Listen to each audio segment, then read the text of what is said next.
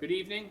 I'm going to call the joint meeting between the Finance Committee and the Board of Selectmen to order, 6 p.m., March 10th, 2022. I'm going to open our meeting by a roll call vote, and then I'll turn to the Chair of the Finance Committee to do the same. Mary? Here. Larry? Aye. Julie? Aye. And I am an aye, and I know Don Howell is here. He'll be an aye in a little bit. Call your meeting to order. Thank you, Michael. My name's John Chory. I am Chair of the Finance Committee. I'd like to call our meeting together with the Selectmen. With a roll call vote also. Mark? Present. Mark. Dan? Here. Mark? Angelo? Dale? Here. And John, I'm here also. Excellent, thank you. The purpose of tonight is a joint meeting with the Finance Committee, and it is to hear the Cape Cod Regional Tech Schools budget, because we have not heard that yet, amongst a few other departments, to answer questions from the Finance Committee or the Board of Selectmen on things that may have been taken away from your budget, enhanced services, or capital requests. So we will start. Bob, if you'd like to join us. Just identify yourself for the record when you get comfortable.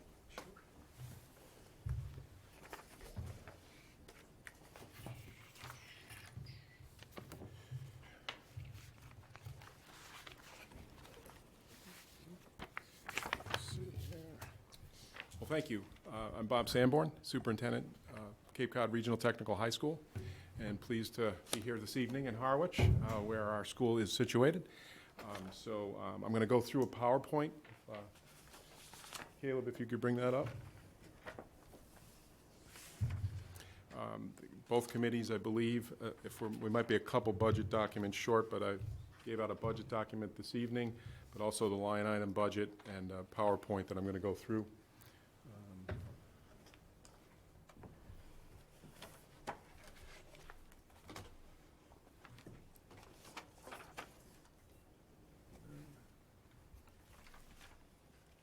Technology is a wonderful thing. Looks like our screen has seen better days. You want me to fix that? They didn't see the books underneath. Should you move it? Caleb, are we gonna mess with that screen by moving it? We're good. I know. We'll look for that in the enhanced services. Exactly, exactly. So I'm going to dive right in, if that's okay. Okay. So, where do I point here? Towards this over here. Or this screen. Are you laser on? Is it a laser? You looking to move slides, Bob? Pardon me? You looking to change Yeah, slides? yeah. Got it right? Sorry. Yeah, no problem.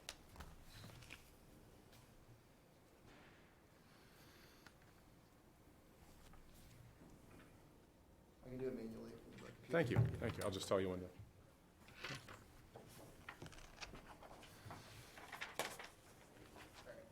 Okay. You can go to the first slide. So the work of our finance subcommittee, my business manager, Aaron Orcutt, our departments, our lead teachers, culminated with the budget I am presenting this evening. There is not currently a member from Harwich on the finance subcommittee, but you are ably represented by John Auer, and also, I'm drawing a blank. So the first thing is the enrollment. If you could, and Bob Furtado. How did I forget Bob? So enrollment by town, if you could go to that slide for me, please. And this is the story for Harwich this year. I'm sure you're all aware, probably by now, that we had a pretty sizable increase in the amount of students from Harwich, which I'm excited about. But on the other hand, it does have fiscal impact, and I'm aware of that in this particular fiscal year to the town of Harwich. It's almost a 39% increase in enrollment, and you'll see when we get to the assessments that the assessments are similar in nature. The money follows the students, kind of. I mean, you got the formula in there, but you'll see that we're up 27 students. I'm really Hang on pleased. 1 second, Bob. Yes. Go ahead, Mary. Do we ask questions as we go or at We the can end? interrupt them anytime you want. Okay.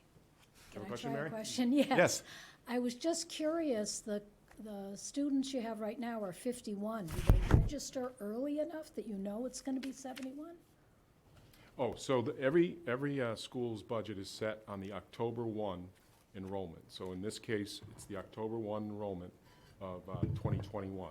So this past October 1st, Okay. it's kind of a snapshot in time. Yeah. So that's what we had. We have at that time, we had 71 students. Thank you. You're welcome. Okay, any other questions on that? All right, if you go to the next slide, it's really just a pie chart of the same data. You see that Barnstable and Yarmouth make over 50% of our enrollment, but Harwich is 10% of our enrollment this year with that 20% increase. Moving to the next slide, you'll see a history of enrollment for Harwich. You see that we're really not at the highs of our enrollment for Harwich back in 18 and 19, but we're certainly moving towards them, where we had been on a bit of a downward trend over the last several years. And I attribute, there's a lot of excitement about vocational technical education across the state, across the Commonwealth, and across the nation, but with the new school and efforts we've made on the admissions and public relations fronts, I think we're having a significant interest. We have already 370 applications for next year for about 180 slots. So it's become pretty popular to apply to Cape Cod Tech. Bob, if I may. Yes, Larry. New programs or changes in programs that also contribute to that? Well, as you may recall, when we were moving over, there are no new programs at this time. We're constantly upgrading the 15 programs that we have. And we are looking at some things in the near future that may revolve around agriculture and potentially environmental technology. But right now, we have our 15 programs, which is our Transportation Academy with auto collision, marine. We have our Construction Academy that has HVAC, carpentry, electrical, horticulture, and plumbing. And then we have hospitality, health, and human services, which is culinary arts, cosmetology, health assisting, and dental assisting. And finally, we have our STEAM Academy, which is science, technology, engineering, arts. We have the arts.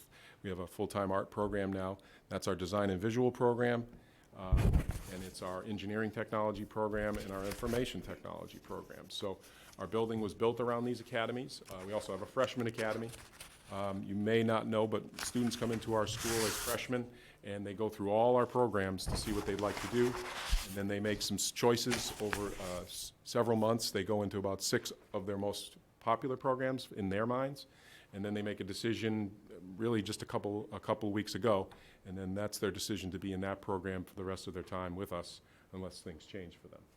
So, yeah, so no new programming at this time. We are looking at some things on the horizon, as I said, around agriculture and environmental technology, but we're not ready to start those yet. Follow-up question. Yes. What percent seek further education? I actually have a slide on that, so if you could hold on that question. I can. Okay. Thank you. All right. Anyone on the finance committee, Yes. just flag me and we'll get you. Yeah, I don't mind you stopping me at any time.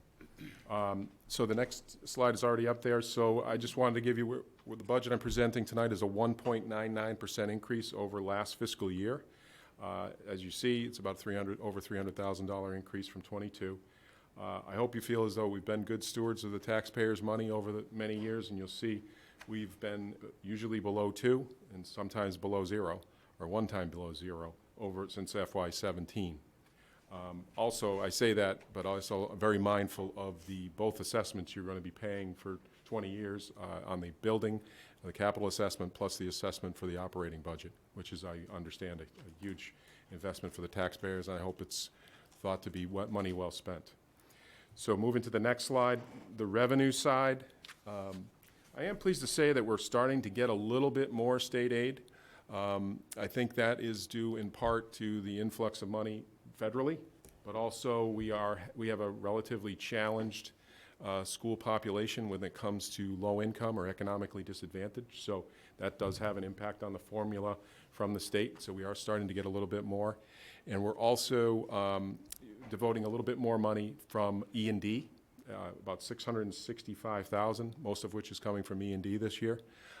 We've been upping that. We're right at 5%. Those of you who know, you're allowed to have 5% of your next year's budget in excess and deficiency funds, similar to a town's free cash.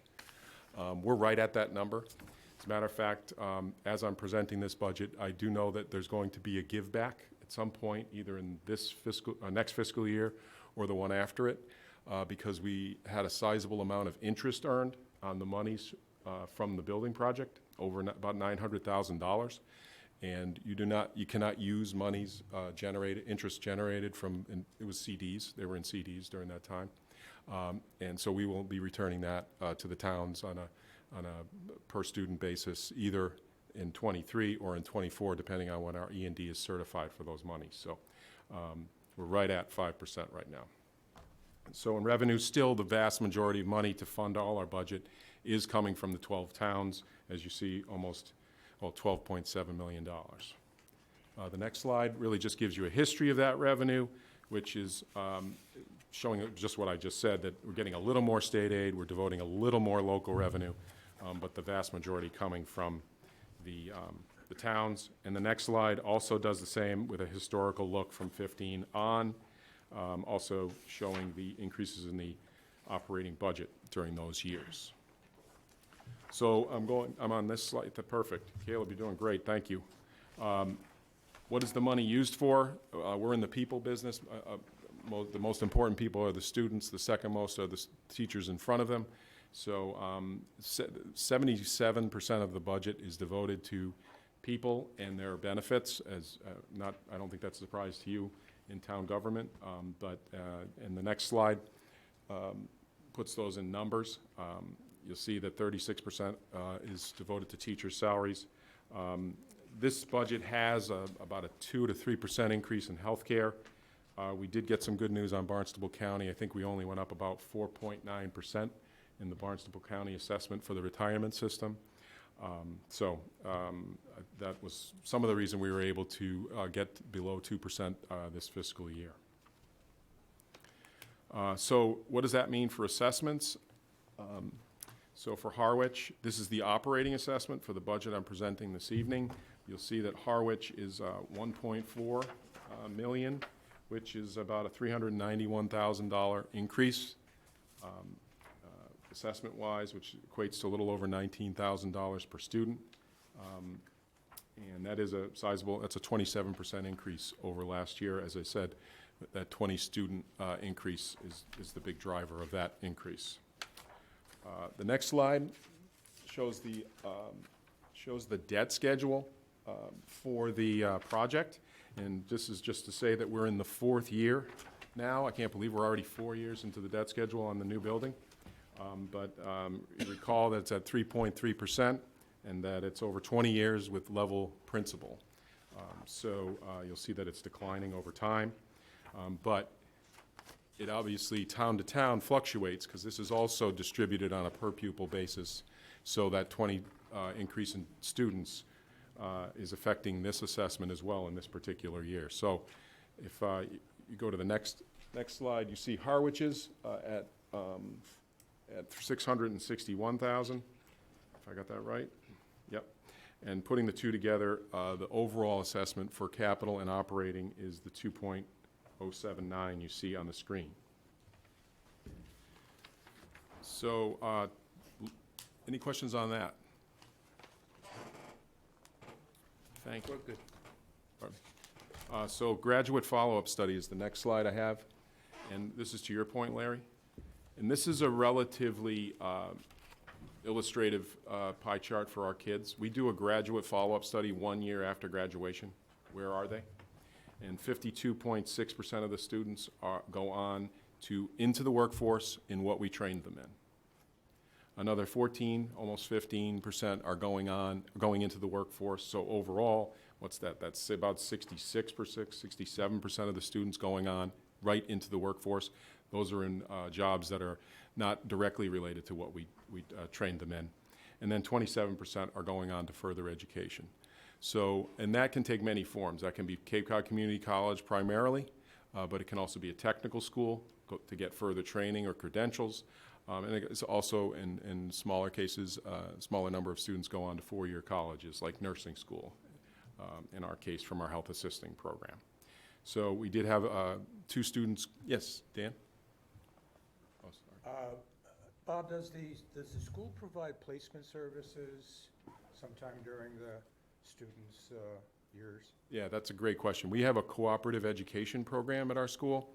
So starting in about a little past the halfway point for juniors and all of their senior years, students with our co-op coordinator, who's a retired carpentry teacher from our school, can place students into the workforce. And students are in their program for 2 weeks, in their technical program for 2 weeks, and then they're in academics for 2 weeks.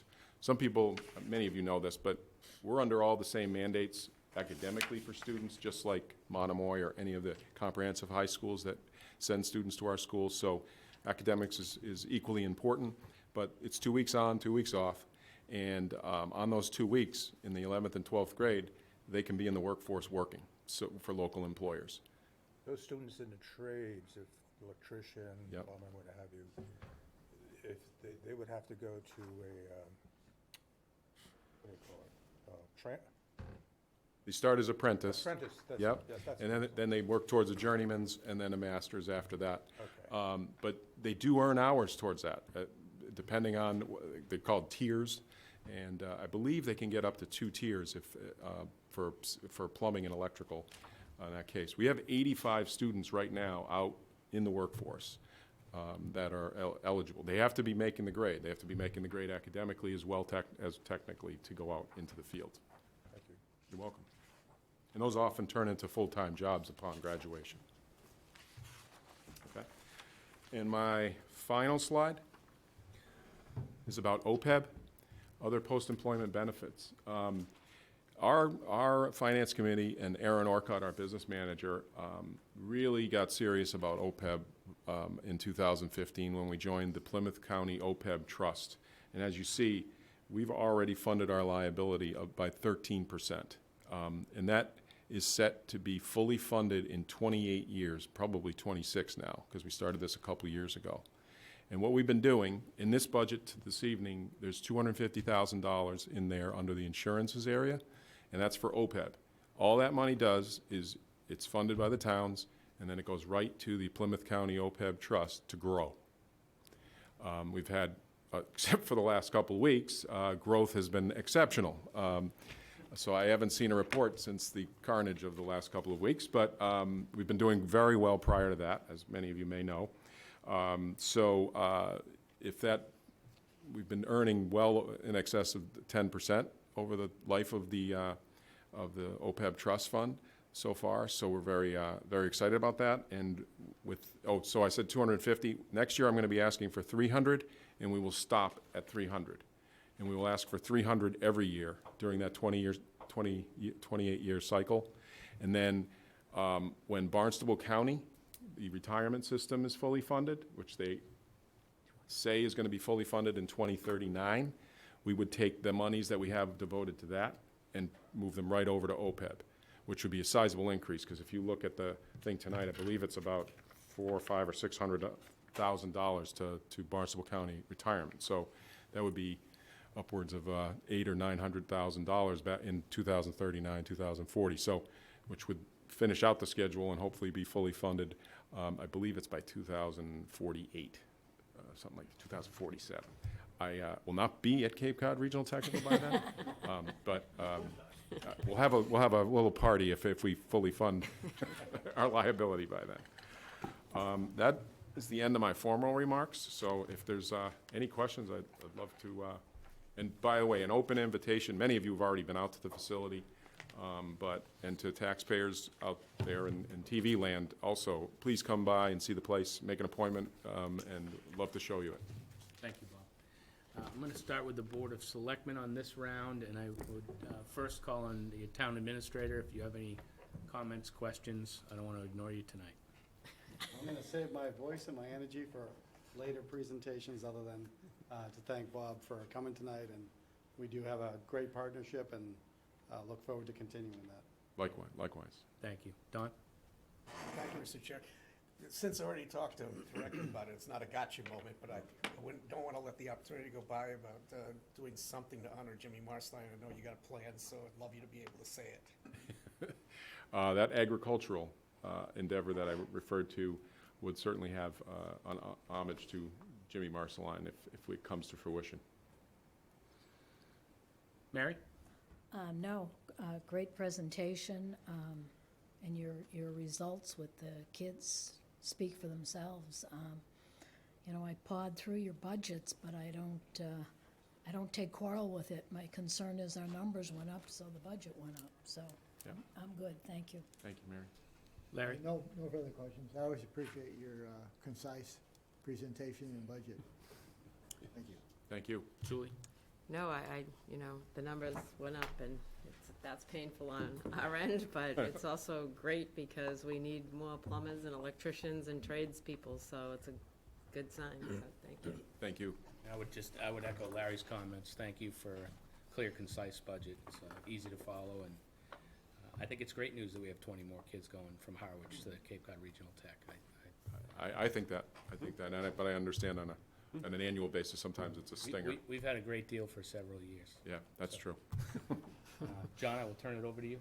Thank you, Michael. Mark, down at the end. No questions, but the school's a great asset to the community. Thank you, Mark. Dan? Yeah, just a comment, it's a great program. If you haven't done a walkthrough, I highly recommend it. I know after I did mine, I wanted to go back to school. Unbelievable.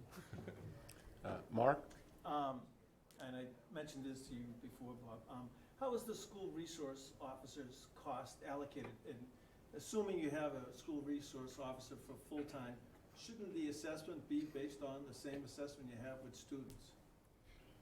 So in this budget, as I said to you privately, that right now we contribute $20,000 from this budget, which is a portion, as you're suggesting, but it is not the full extent of the cost of the school resource officer. And then Harwich pays the balance of it? That is correct. Okay, just something to think about. One thing to make note of is that your assessment for Barnstable County was 4%. Our town's assessment is 8.1%. And your assessment for health insurance was 2%. The town's assessment is 6.8%. So I'm new at this, but sometimes I'm not understanding the big discrepancy between our health costs and the schools. Final thing, transportation costs. Do you have some flexibility in that insofar as the increase in fuel costs? We're in the middle of no. The short answer is no. But we're in the middle of a fixed contract. I think we're in year 3 with Cape Destinations, a Harwich company, who's been great to us. But they've just recently notified us, because it's part of the bid, there's a fuel escalation charge. The extent to which that's going to impact us at this point, I don't know, but we're going to start to feel that in the next several months, because we're going to get that fuel escalation. We haven't seen a fuel escalation charge in probably 10, 15 years. So, but the contract is fixed otherwise for basic transportation, special transportation, and sports transportation for 5 years. Mark, if I may, would you repeat those percentage differences? Yeah. Barnstable County assessment, 4%, and correct me if I'm wrong, Bob. Yep. Based on the figures I have here, Harwich's assessment is 8.1. For health, 2%, and I think Monomoy is 3%. For us, health is 6.8%. And Carol has explained it to me, but I'm sorry, Carol, I didn't understand it, but it just still stands out in my mind, the large differences in the percentage increases. And then, yes, go ahead, and then I'll get to the next question. So the Harwich received the same premium increase as Monomoy did and as the Regional Technical High School did. However, there's a number of retirements. And every time somebody retires, you're adding a new policy because the town of Harwich covers retirees with the same percentages that they do for active employees. If a retiree is under the age of 65 or Medicare eligible age, it's an active plan. And so that's what's causing that 6% or 6.8% increase. And then Barnstable County retirement, it's certainly based on the wages that the town pays, the number of employees that the town has, full-time employees that are subject to Barnstable County retirement. Mark, And, I could echo that Yeah. if it helps. We didn't have a lot of retirements this past year, and We don't have, a lot of our people are in the mass teachers retirement system, so where it's a much smaller percentage of our staff that are in Barnstable County. And then there's also plan migration, depending on the plan a particular individual chooses, can have pretty large swings, because active plans, as Carol talked about, are very expensive, no matter what the cost share is. Ours is 65-35. I think you guys are similar. So it can have massive swings if retirees are still on those active plans, and we experience that sometimes too. Go ahead, John. Okay, Mark. Angelo? I just want to thank you again. Every time you present, we understand what's there, and it's an easy presentation, and it covers everything we need to know. Thank you. Thank you. Thank you. Dale? Last year, shortly after the new building opened, we had the good luck of getting a tour of the building. Yeah. And it's a great facility. I think it's just, wonderful opportunity for kids. But aside from that, I want to thank you for a great presentation. It's very well put together, very simple. Thank you. And it's been a passion project. I've been at the school for 28 years, and we had envisioning sessions back in 2016, 15 with stakeholders for the school, and it really pretty much, other than the punch list, is coming out the way we wanted it. So Nice. we're still working on the punch list, but. Caleb, is there Karen Doucette on the line by any chance? I forgot to, she's a member, but she's dialing in from Virginia, I So, think. Mr. Chairman, if I could, we certainly want to thank Caleb, and we want to thank Jamie for the work they do, but tonight we want to thank Matt. Oh, that's right. But Caleb was there earlier. But Matt is the man behind the. Okay, hey, Matt. the drone there. No. John, I'm here. Oh, there she is, okay. Karen Doucette is a member of the committee. She is dialing in. I think she's in Virginia, but Karen, did you see the presentation, and do you have any questions? I saw it. It's excellent. Thank you. What'd you say? She's fine? And I do not have any questions. Okay, thank you, Karen. I'm big in Virginia. Oh, okay.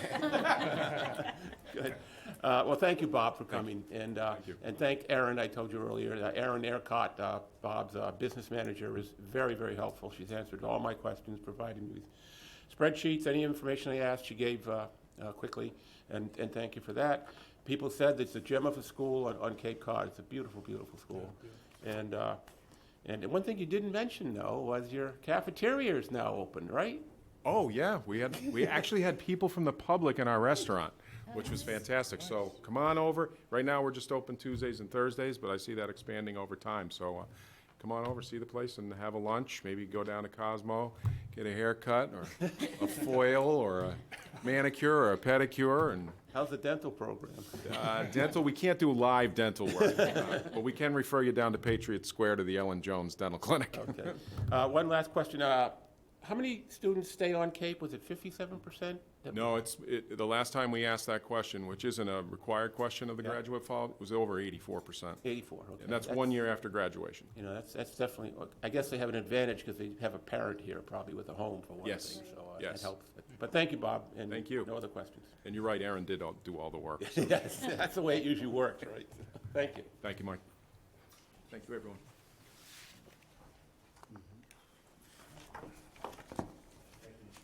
I did skip the administration on purpose.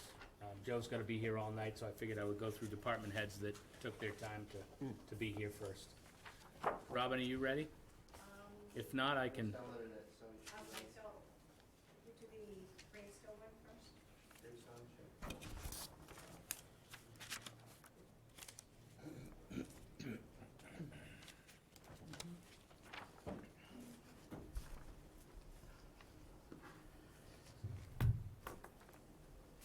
Am I gonna be, We gotta do it manually. okay, all right.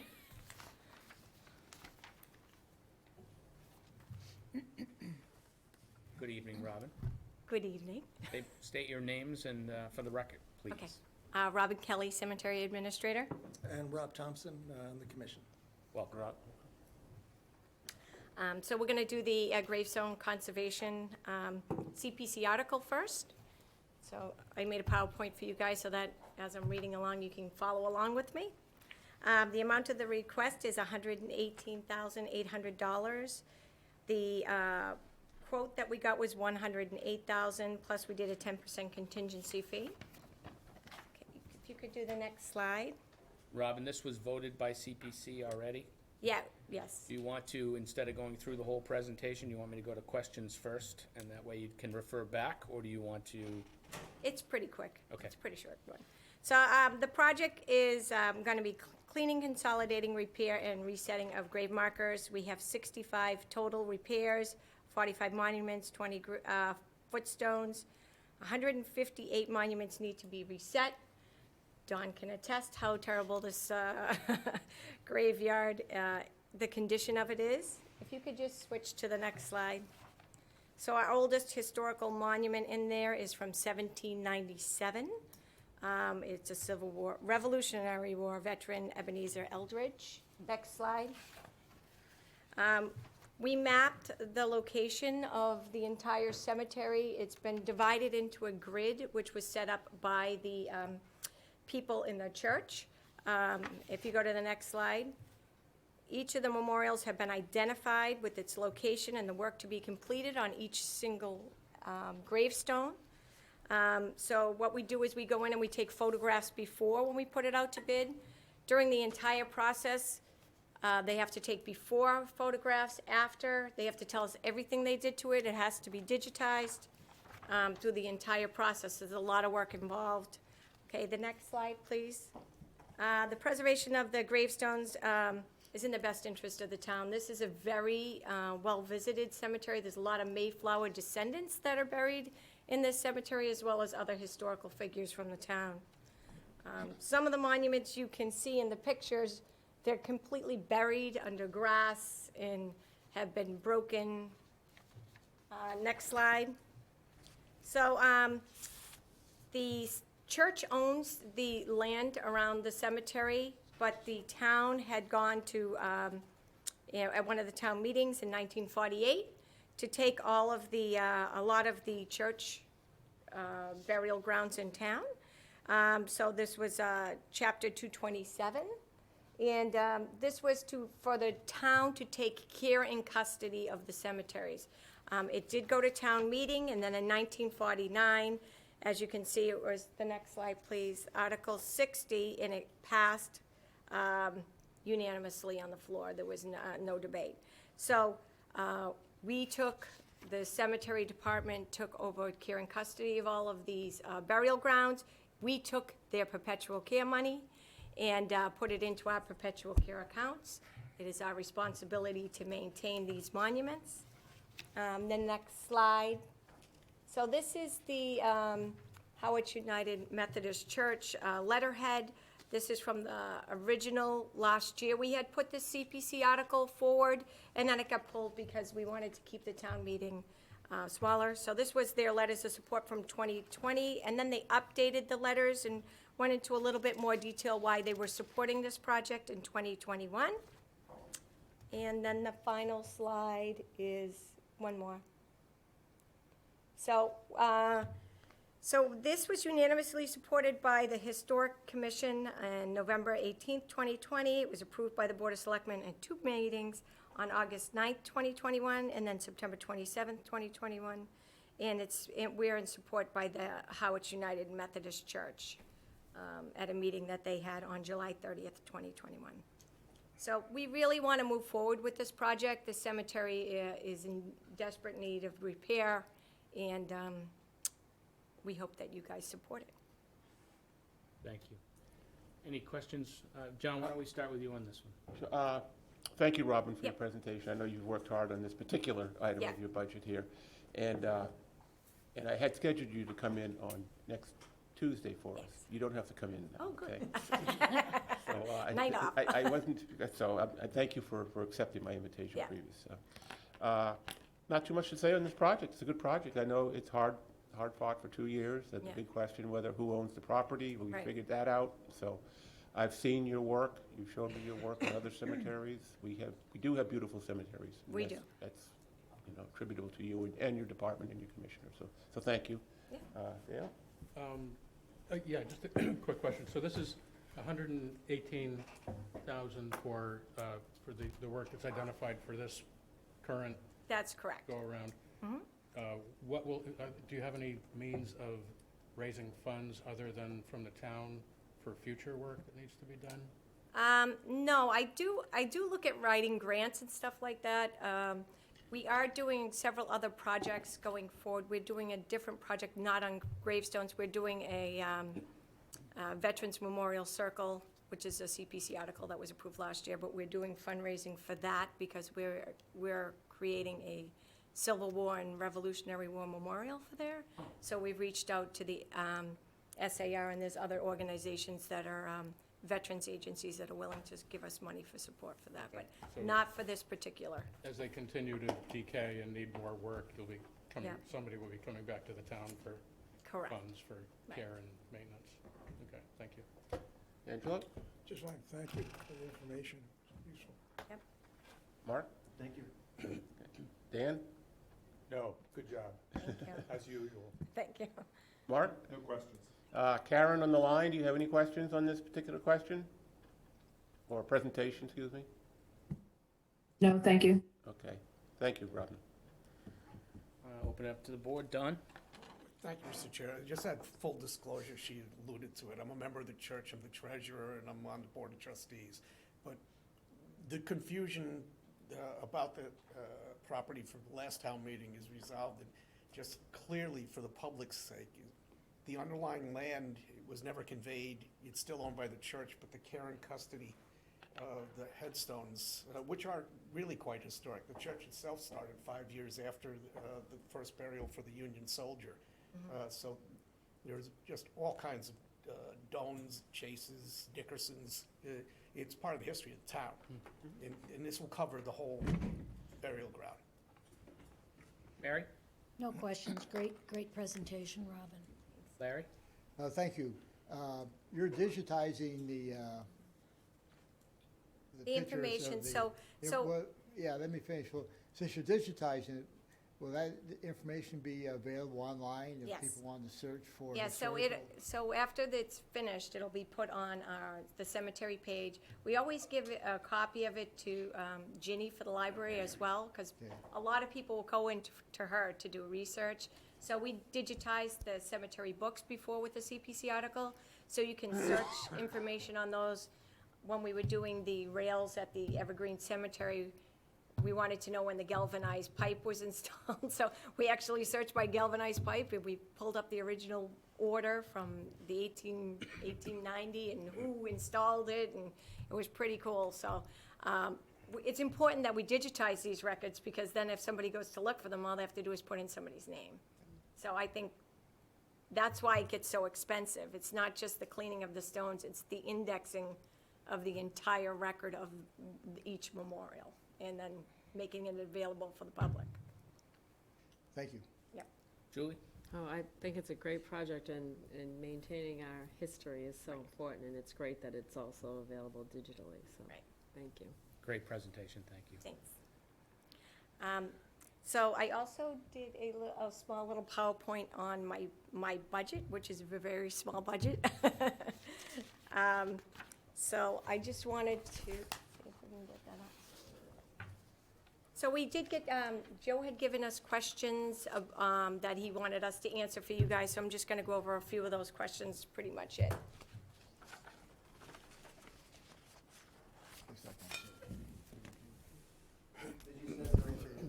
Yeah, I sent it, it should have just came recently. Yeah.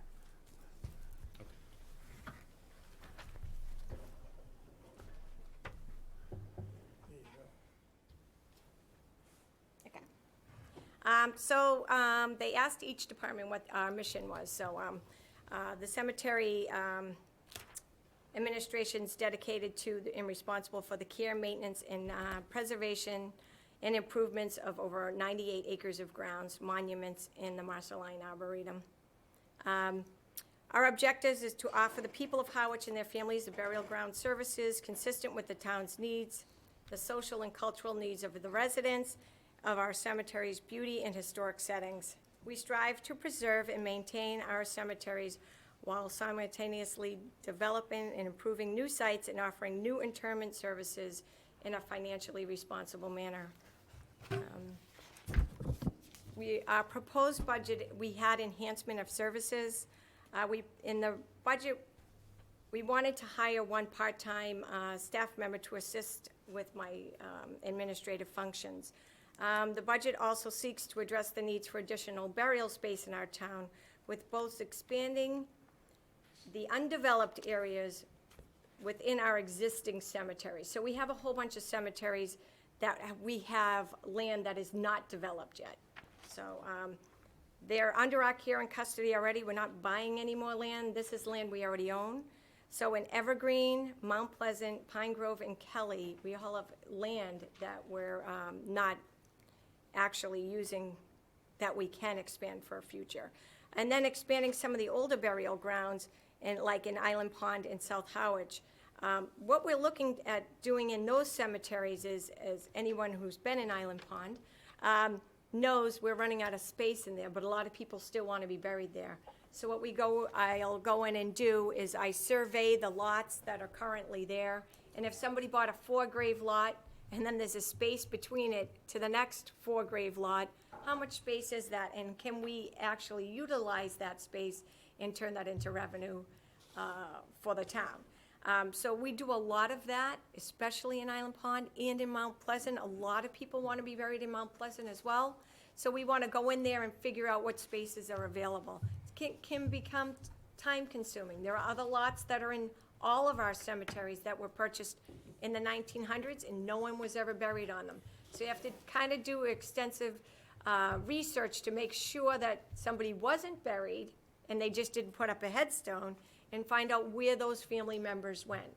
So then you have to reach out and do it. It's got a lot of background stuff that has to happen around the scene. So, so we have, I think I addressed all that. So the other thing is we have a very aging population in this town, and we have over 6,000 seniors, and these baby boomers are starting to age out. I've had more people, and I've sold more lots in the last 2 years. I mean, it's almost doubled. So I think it's going to be continuing to, as our community grows and as our population grows, this is there's only 2 things that are always going to happen: death and taxes. So death will always occur, and you will always have taxes. So can you turn to the next slide? So this is our current, we got these from the last census records. We had 15 seniors over the age of 100, 282 over the age of 90, 1,063 over 80, 2,371 over 70, 2,362 over 60. So we have 6,093 seniors in this town. So the next slide. So in our budget, we tried to add a part-time 19-hour-a-week, came to $22,836.06. It was removed. I know that you guys are under a tight budget, but we kind of just want to let people know why we were asking for it. So if you could change to the next slide. Okay.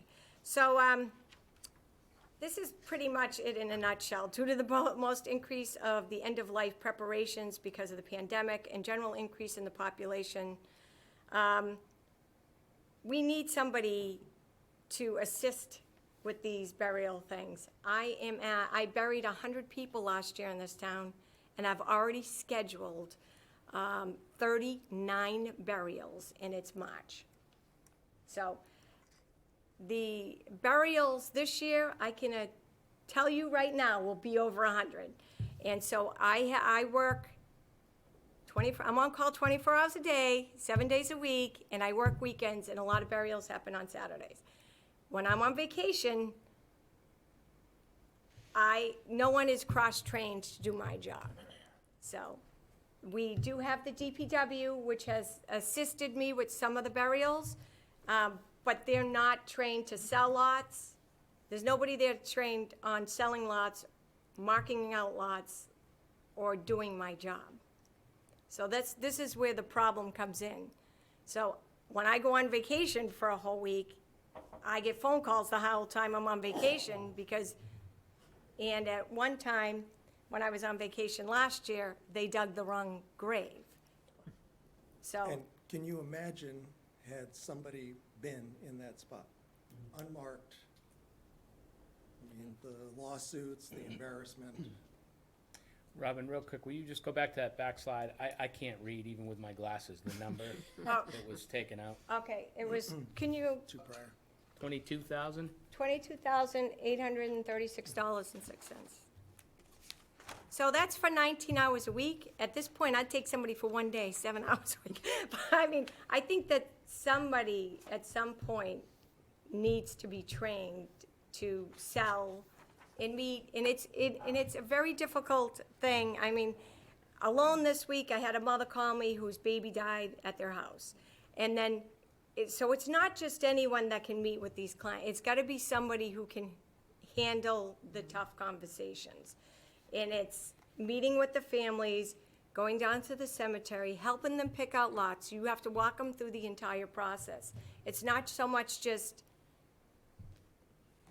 you know, a cut and dry thing. It's a unique type of job.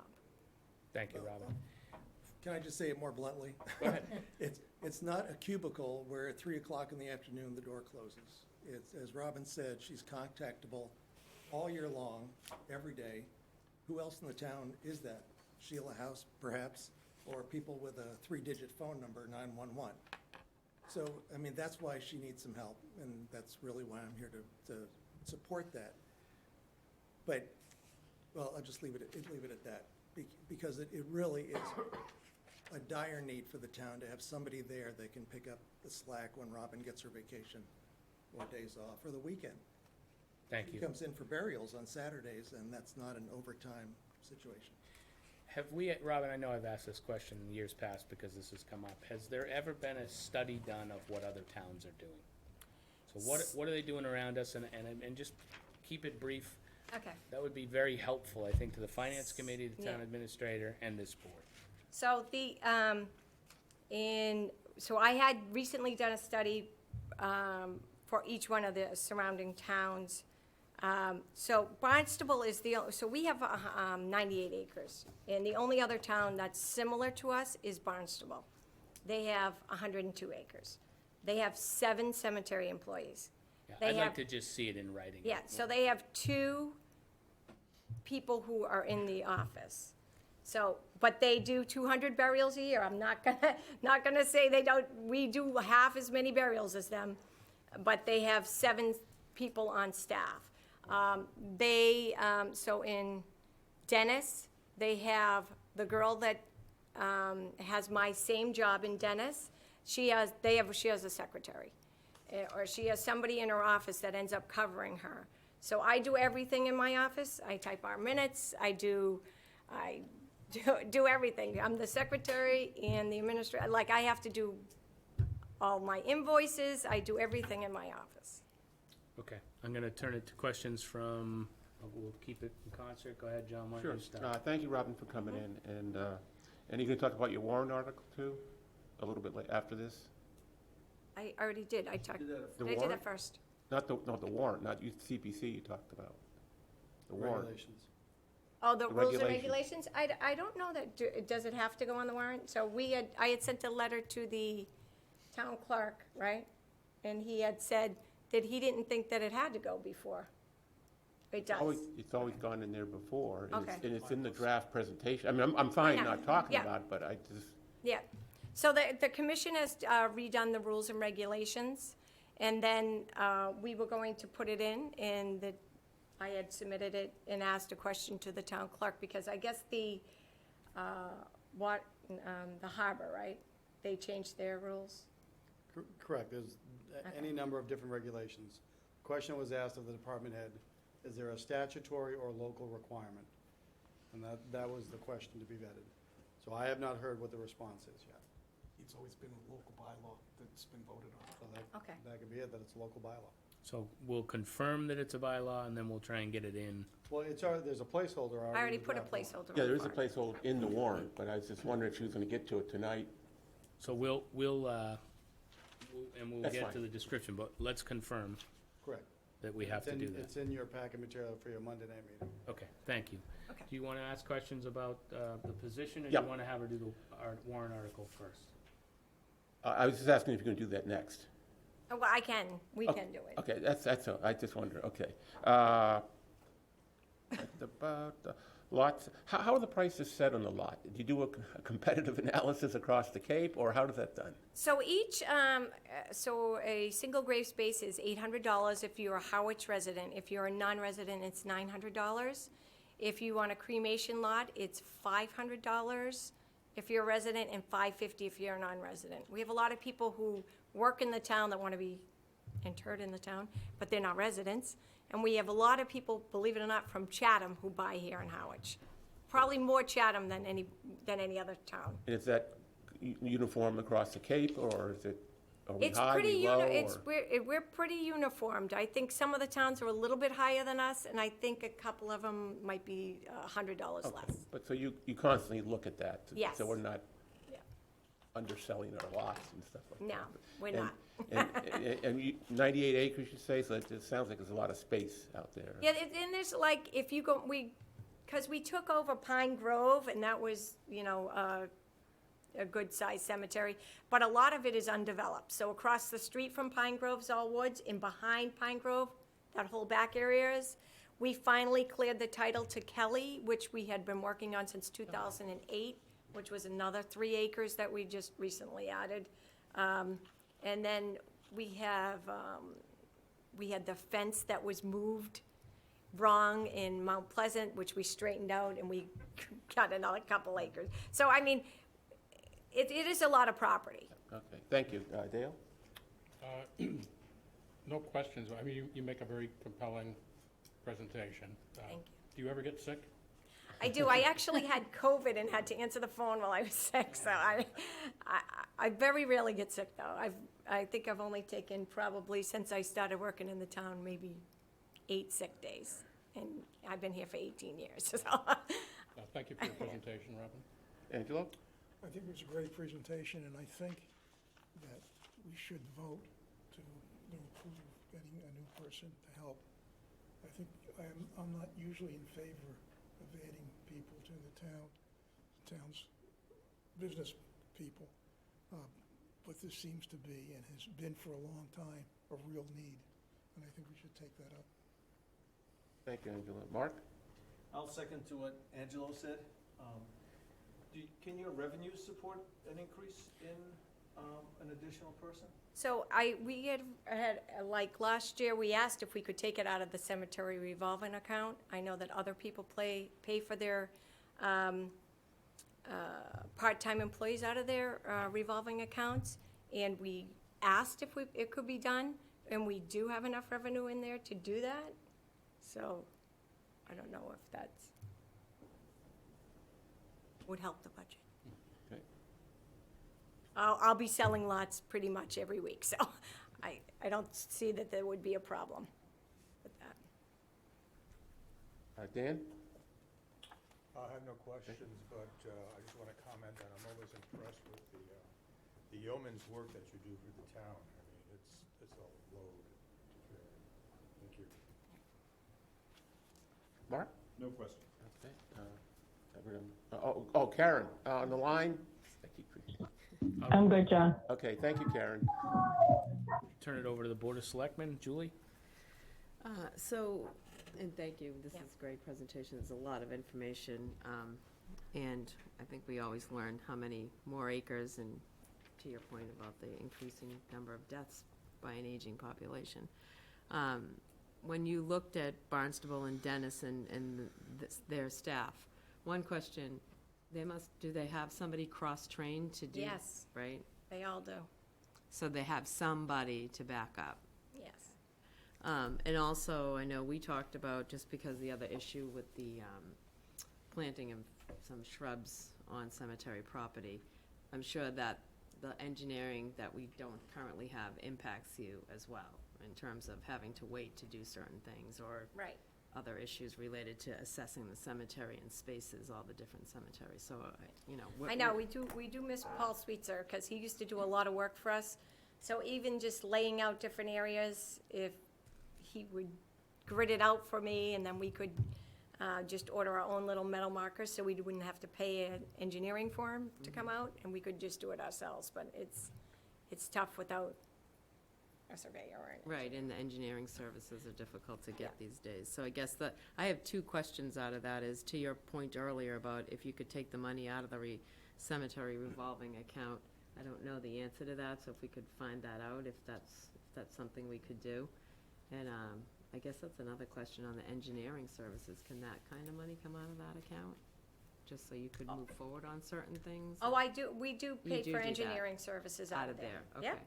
But if we could get clarification on whether or not the part-time person, because I think it's imperative that somebody be cross-trained, because you should be able to take vacation, you should be able to have days off without being constantly contacted. And it is an emotional job as well. It's not a cut and dry job. Dealing with death every day isn't easy, so I think you need a vacation. Today was an without having- especially tough day, I can assure you. Yeah, it's a heavy toll, so whatever we can do to get you that part-time person, because I think cross-training is important, but I agree, we have a tough budget here, so if the monies could come out of a different source, that would be good. Thank you. Larry? No further questions. Thank you, Robin. Mary? Great presentation, except one part, that whole bit about the aging baby boomers. That really hurt, Robin. I know, but, I'm great, sorry. Great presentation. Well, I have to tell you, a lot of people in this town live to be in their 90s and 100s. I was shocked when I was looking at those numbers. So I guess must have good water quality here. It's Harwich. Don? Thank you, Mr. Chair. I do have a couple of thoughts. It's hard to get a trend line on a couple of these statistics because A, we just went through COVID, which clearly would have distorted, the interment figures. And B, the town's a really different town demographically. I get that we're aging up, but a lot of those people were not born here, so you can't presuppose in this short period of time, because most of that's happened over the last 5 to 10 years, whether they're going to be interred here or the family's going to want to go to Connecticut or Rhode Island or something. So it's kind of premature to do anything other than look at the raw numbers and say, okay, it is an aging population. Not sure whether that's going to translate into anything. The final comment is, I would sooner like to see us explore some symbiotic relationship with some other organization in town, because this is not an office that's got a uniform workflow. So if you get a part-time employee, what do those hours look like? I mean, you may be assigning them for Monday, Tuesday, Wednesday, and then all of a sudden Saturday's the day that workload happens, and that's not going to be helpful at all to her. True. But if you had somebody and they were working 2 days a week, and you say, well, I'm going on vacation next week, and these are the days you have to cover funerals, because somebody has to be at the funeral to witness the burial going into the ground. We have to sign off on the death certificate, and then we got to bring it over to the town clerk. It has to be registered. So there are things that happen during funerals where people have to be there. And I didn't really have that many COVID deaths, which was a shock to me. We had more mental health, drug overdoses, and suicides than we had COVID deaths. So I don't think that the pandemic, well, I think the pandemic did play a huge role, but I think a lot of the trending up in deaths is the population, and I don't think that it's gonna go down. As I can tell from the beginning of this year, it's been the busiest I've ever been. I've had phone calls. I had 2 phone calls today. So and one of them was pretty, it was a not good phone call. So, I mean, I think it's some of the person that would have to help me would have to be somebody who could handle those phone calls. That's the problem. So, I'm not saying Yeah. that you don't need help. I'm Yeah. saying that it would be difficult for me to imagine how a part-time employee that's only dedicated to your work Right. could be assigned that way. It would be a lot easier if we had somebody fully trained that could be backup as on-call that would routinely be able to do that. right. Either way, I would like to have somebody trained. Somebody needs to do it when I'm not there. Go ahead, Julie. Well, I also think important part here too is the future. You're gonna not be there forever either, and somebody needs to know the information. And to your point, a lot of it is very particular and an expertise. So if you're gone, who's gonna know all of this information? Who's gonna be passing along? So to your point, Don, whether or not it's somebody fully trained and a full-time person that gets reallocated somehow, but she's a valuable source of information that I'm sure is well documented, but again, to the point of if you have different questions that have to be addressed and assessed, and if you're on vacation and get a call about one grave being dug and it's the wrong one, and you're the one who identifies that, that's important, and we need somebody else to be able to rely on for the future for that. That worries me, so. All great questions, and I think Robin has demonstrated a need. We need to keep good notes, because so far we've been presented with the budget, and we've made no changes. And just to remind the board, was 6.65% increase across the board over last year. And in dollars, that's almost $5 million, putting us at $79,000 budget. And I'm Million. $79 million We budget. better shoot I would love less to. than that. Higher. So, You knew something I didn't know. Carol, did that latest memo that you sent the Finance Committee, which was the kind of the summary, did that 6.65 include the 750,000 estimated COLA number? No. Okay, so it's worse than I said. Yeah. So something has to give some place, and administration's gonna be tasked with some difficult decisions. So we'll get there. We're not gonna get there tonight. So Carol, can it be taken out of? We'd have to look at that. Okay. So that is a question that we'll wanna follow I think through. before we had looked at it and we thought that it would have to have language changed to my article for my revolving account for town meeting in order for it to come out of that. And I believe that was the sticking point. So that I can confirm. We have the two standard articles every year that first relate to Chapter 8. Chapter 8 are the revolving funds, and we either confirm or modify language. That would be the first article. And the second article is the spending authorization limit for whatever comes in for those revolving funds. So the thing we'd have to do is work with council to make sure that there's no other statutory limitations on that, which may be related to something to do with burials, if you will. But generally speaking, the revolving fund has to be explicit, the language within that. Thank you. John, do you want them to go over cemetery rules? I would just wondering if you can give us, a 2-minute, 3-minute, I mean, or just send them, in the warrant, there was nothing explaining them, and, Okay. I mean, I don't want to bog down the meeting, no. It but- was literally a 4-month process, at least, where we ripped them apart, compared them to all the other towns, even some towns off Cape, to make sure that we weren't missing anything. A lot of it was prompted by the need to protect Robin. She could probably elaborate on the stories, and I'm sure you don't have time for them No, we tonight. don't. But situations where she needed specific languages in the rules to emphasize what had to be done at a burial or with a right of transfer and inheritance of a burial plot. A lot of arguments. She talked about the nice stories, but there are a lot of bad stories that she's had, encounters with families.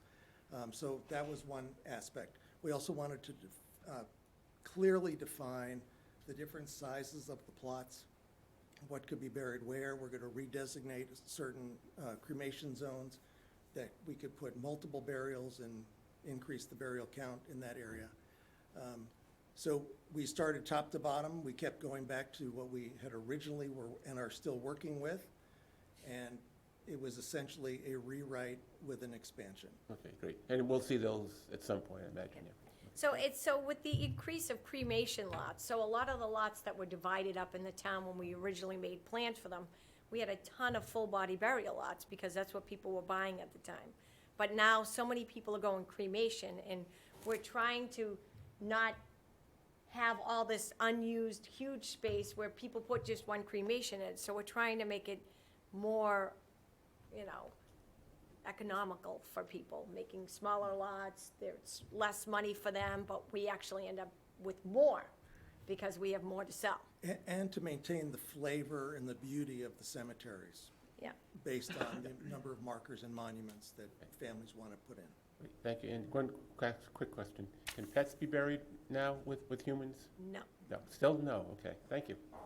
That's a Massachusetts state law, I'm sorry. I mean, but I thought they were gonna change it, though. I hope they, well, Okay, thank you. Have you had a public hearing on those changes yet? Any public hearing? no. How many days until town meeting, Joe? 53.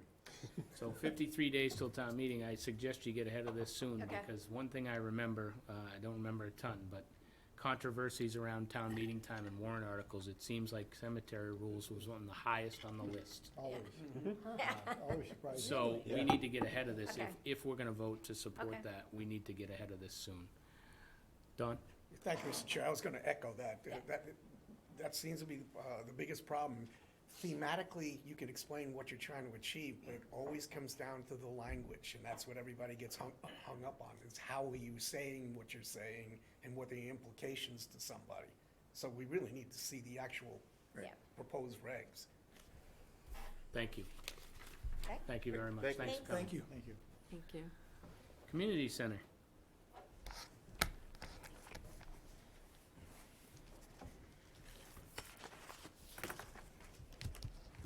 You'll turn to page 372. Kidding. Sorry. Good Hi, evening. everyone. Carolyn, Carey, Community Center Director. I know you have a very difficult job, and I know that you all do a fabulous job, but I felt I would be remiss if I didn't bring one thing in front of you. My extension of services was for $4,800, which was for $400 per month to do programming for families in Harwich. I'm gonna go fast. Touch a Truck Movie Month, reflection exhibits, dances, fairy doors, mediums, Super Bowls, kids' breakfasts, time capsules, egg hunts, Halloween, boutique, support our troops, holiday bazaar, community yard sales, Socks for Smiles, mitten tree, duck toss, duck treasures, indoor farmers market, jelly bean guessing, coloring contest, candy corn guessing are just some of the programs that we do. And in the community center budget, there is $0. I have relied so heavily on the community and businesses. And at some point, we really should look at what we can do for the town. They have been exceptional, and I would really like to take just a moment and thank them. They always come through when we ask, so I'm eternally grateful. 75% of the community center budget is for utilities, which services all of the departments in the building. I know you've all heard this, I'm sorry. 17% of that is for like the phones and removal of the trash, making 92% of the community center budget for 4 different departments, and to all of the residents, certainly. The difference that is left is for things like the supplies and, okay, there's not much left, let's be honest. So 0%, we were looking to do things like a shredding event, crafting and hobby shows, trivia, an involvement fair for the community, game days with large games that everyone could participate in, gardening events, building birdhouses, we're partnering with people. And I know this is, you've just heard about deaths, and so it seems silly to be asking, but it's really important that we continue to do a lot of good things in the town as well. I don't find it silly at all, and thank you. And thank you for bringing this forward. We'll start with the Board of Selectmen. Don? I don't have anything. I mean, it's still a great building, and you do a great job running it. Mary? Thank you. I echo Don's, you do a fabulous job, and I appreciate that you managed to get all those things going through the business community. That's impressive, Carolyn. The business community, and Cindy always helps. Thank you. Chamber of Commerce. Larry? Thank you, Carolyn. I can only echo that I'm a liaison to the committee and the and the community board said, certainly endorsed the family program as strongly as they could. My input into that discussion, because I'm also a liaison to Council on Aging and the library, is to ask the three directors to get together and see if there's a way they can work across both groups, because they all have the same need. They're all trying to reach out to the families to pull them together. And I know you've had at least one meeting Correct. to try to see how they can work together. So I certainly endorse this, but I endorse it even more if it works across the different, it broadens the scope, that we could do much more for the community if we did across those three groups in particular. So I appreciate you Absolutely. taking the effort to do that as well. Sure. Julie? No, I don't have any questions. I think you do a phenomenal job, and there's always activity at the community center, so thank you. Turn it over to you, John. Mark Amber, done again? I'm a very happy customer, no question.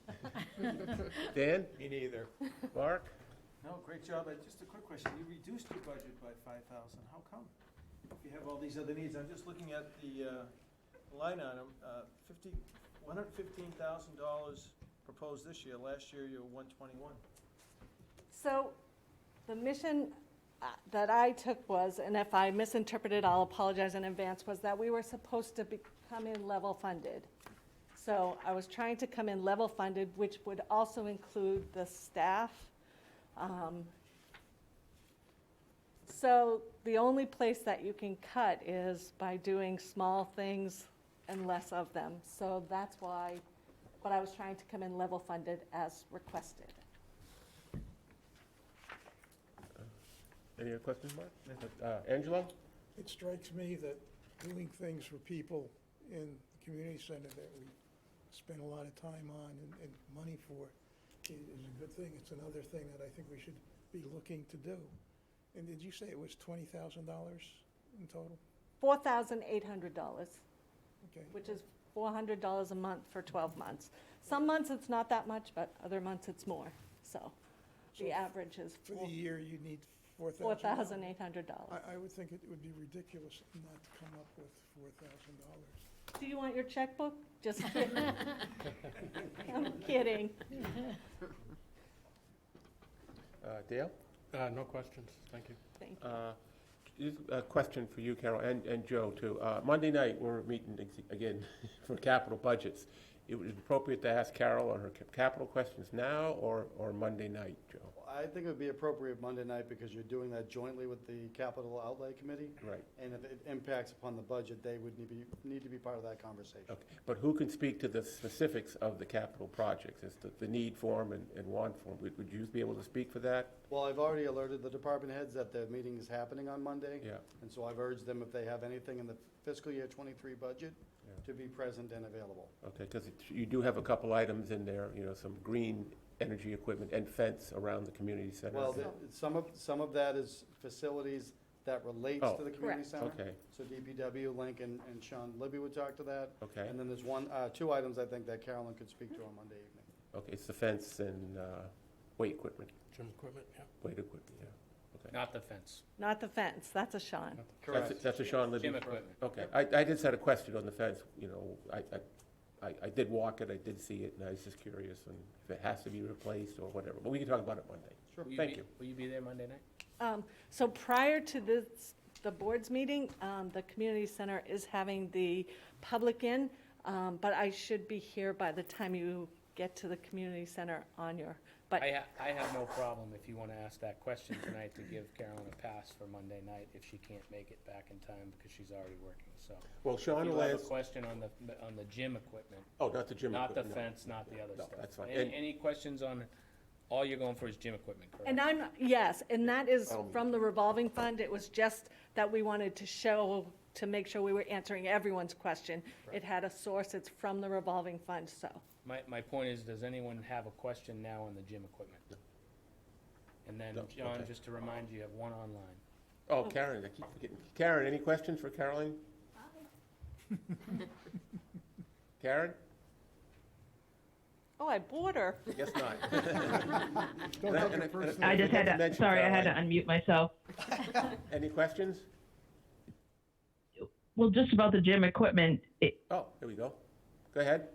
we replace it every 2 years, it looks like, and is it in need of a replacement, would be my question. So it depends on which pieces. We have a schedule that we have, this is kind of weird talking to. So we have a schedule that we put forth on all of the gym equipment, and I know some of you use it, so you see it on a regular basis. We have a maintenance program and then a repair program as well as a replacement.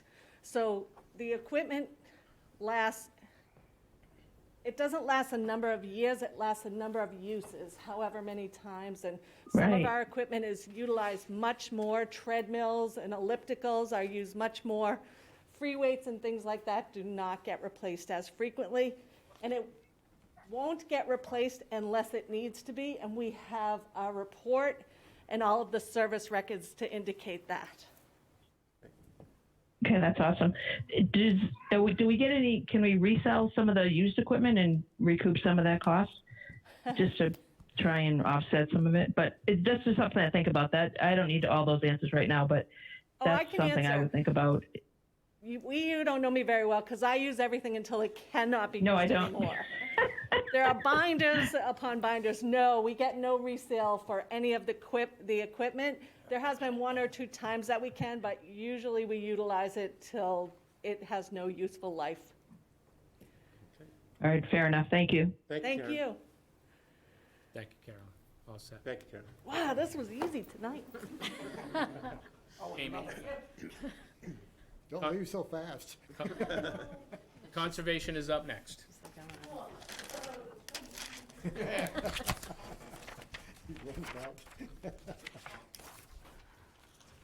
Good evening, Amy Usowski, Conservation Administrator. Thank you for having me here. As Carolyn said, I appreciate the opportunity to come and speak with you all. Most of my budget was level funded. There are a couple expansion of services I just wanted to bring to your attention. I should have a letter from me that was dated March 1st that details it a little bit more. If you don't, I have extra copies, or I'm just happy to quickly go through it for you. As Carolyn said, I feel like not asking, I'm not doing justice to my department. So I want to talk to you a little bit about our expansion of services. What we need more than, or put it this way, my expense budget has been cut substantially over the past few years. Particularly our land management fund of $4,000. That's for the entire year, $4,000 was cut to $1,000. We've made this work. We use a lot of DPW supplies. We only buy what we absolutely have to. We reuse everything. We're very creative in our money management. We nickel and dime ourselves a whole heck of a lot. So, but what we're lacking really is management of our land's time, staff time.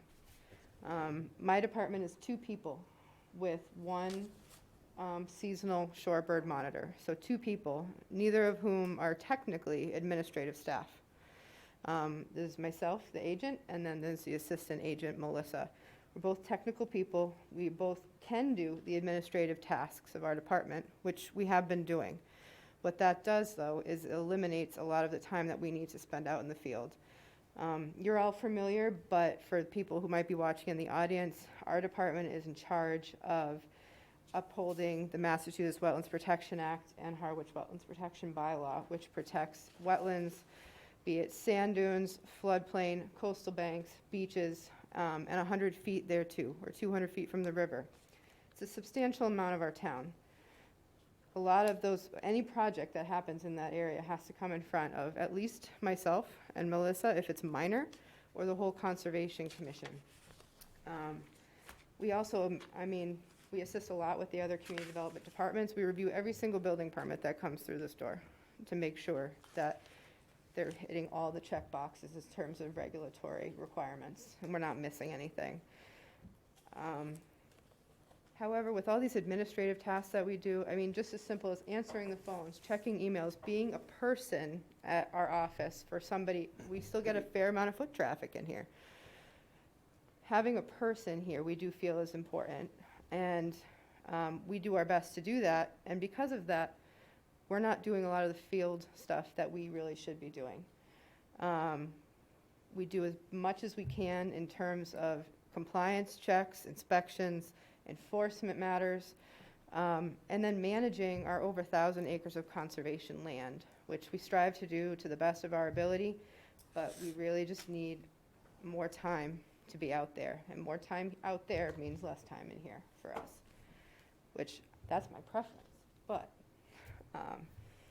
so what we're asking for is adding a part-time year-round administrative assistant at $25.76 an hour for 19 hours a week, totaling $25,450 for the year. Again, in charge of permit intake, answering phones, general questions, doing minutes. We do our own minutes. And by we, I mean Melissa. So it would just give us so much more time, and our lands really need it. My other request is a small request to rebuild the small dilapidated shed that's in our parking lot that gets probably overlooked. That shed was used by the engineering and surveying department, and there's still stuff in there, but it's really rotted out. The floor is rotted out. It's a compromised building. It's not safe to go into. Myself and the assistant agent ride around in our conservation vehicle, which we're very happy to have, with shovels and stakes and signs and hand tools and sometimes even electrical tools. We drive around with these things. We need to have them readily at our disposal. There's a lot of things we can't just have at the DPW because we're using them on a daily basis. So that's our drivable, movable office, if you will. We'd really like to have something here on site that we can put stuff in. We're happy to share that with other departments who might be able to use it, building, health, engineering, etc.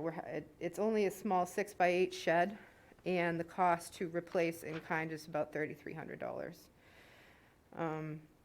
So those are my two monetary requests, if you have any questions. Amy, have you talked to Sean about whether or not he can repair the floor, repair the shed, or is he saying that it's not repairable?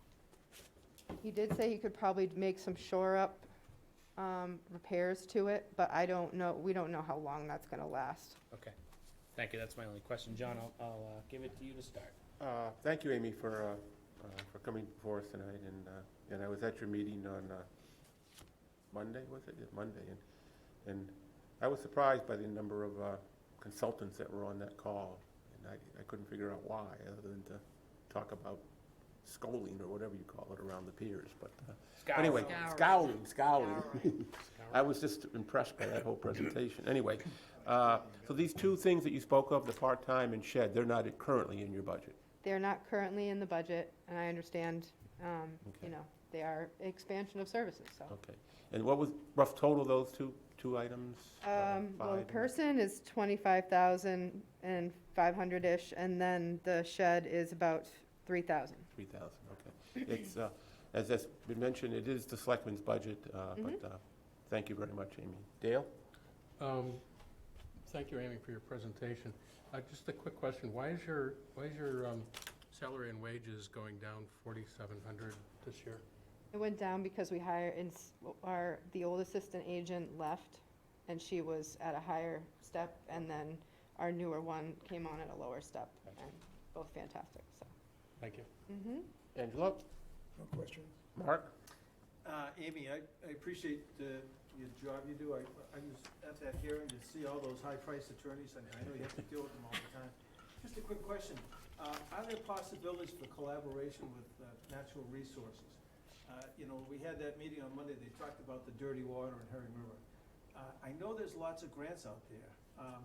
Is there collaboration where you can and you may be doing this, I'm sure you are, but you know, actively looking where you can collaborate with natural resources to come up with grants to clean that water up. I swim in it, and I swim at low tide, and now when I hear all this stuff, I get a little bit scared. You may see me next with something growing out the side of my head, but you know, I just bring that up.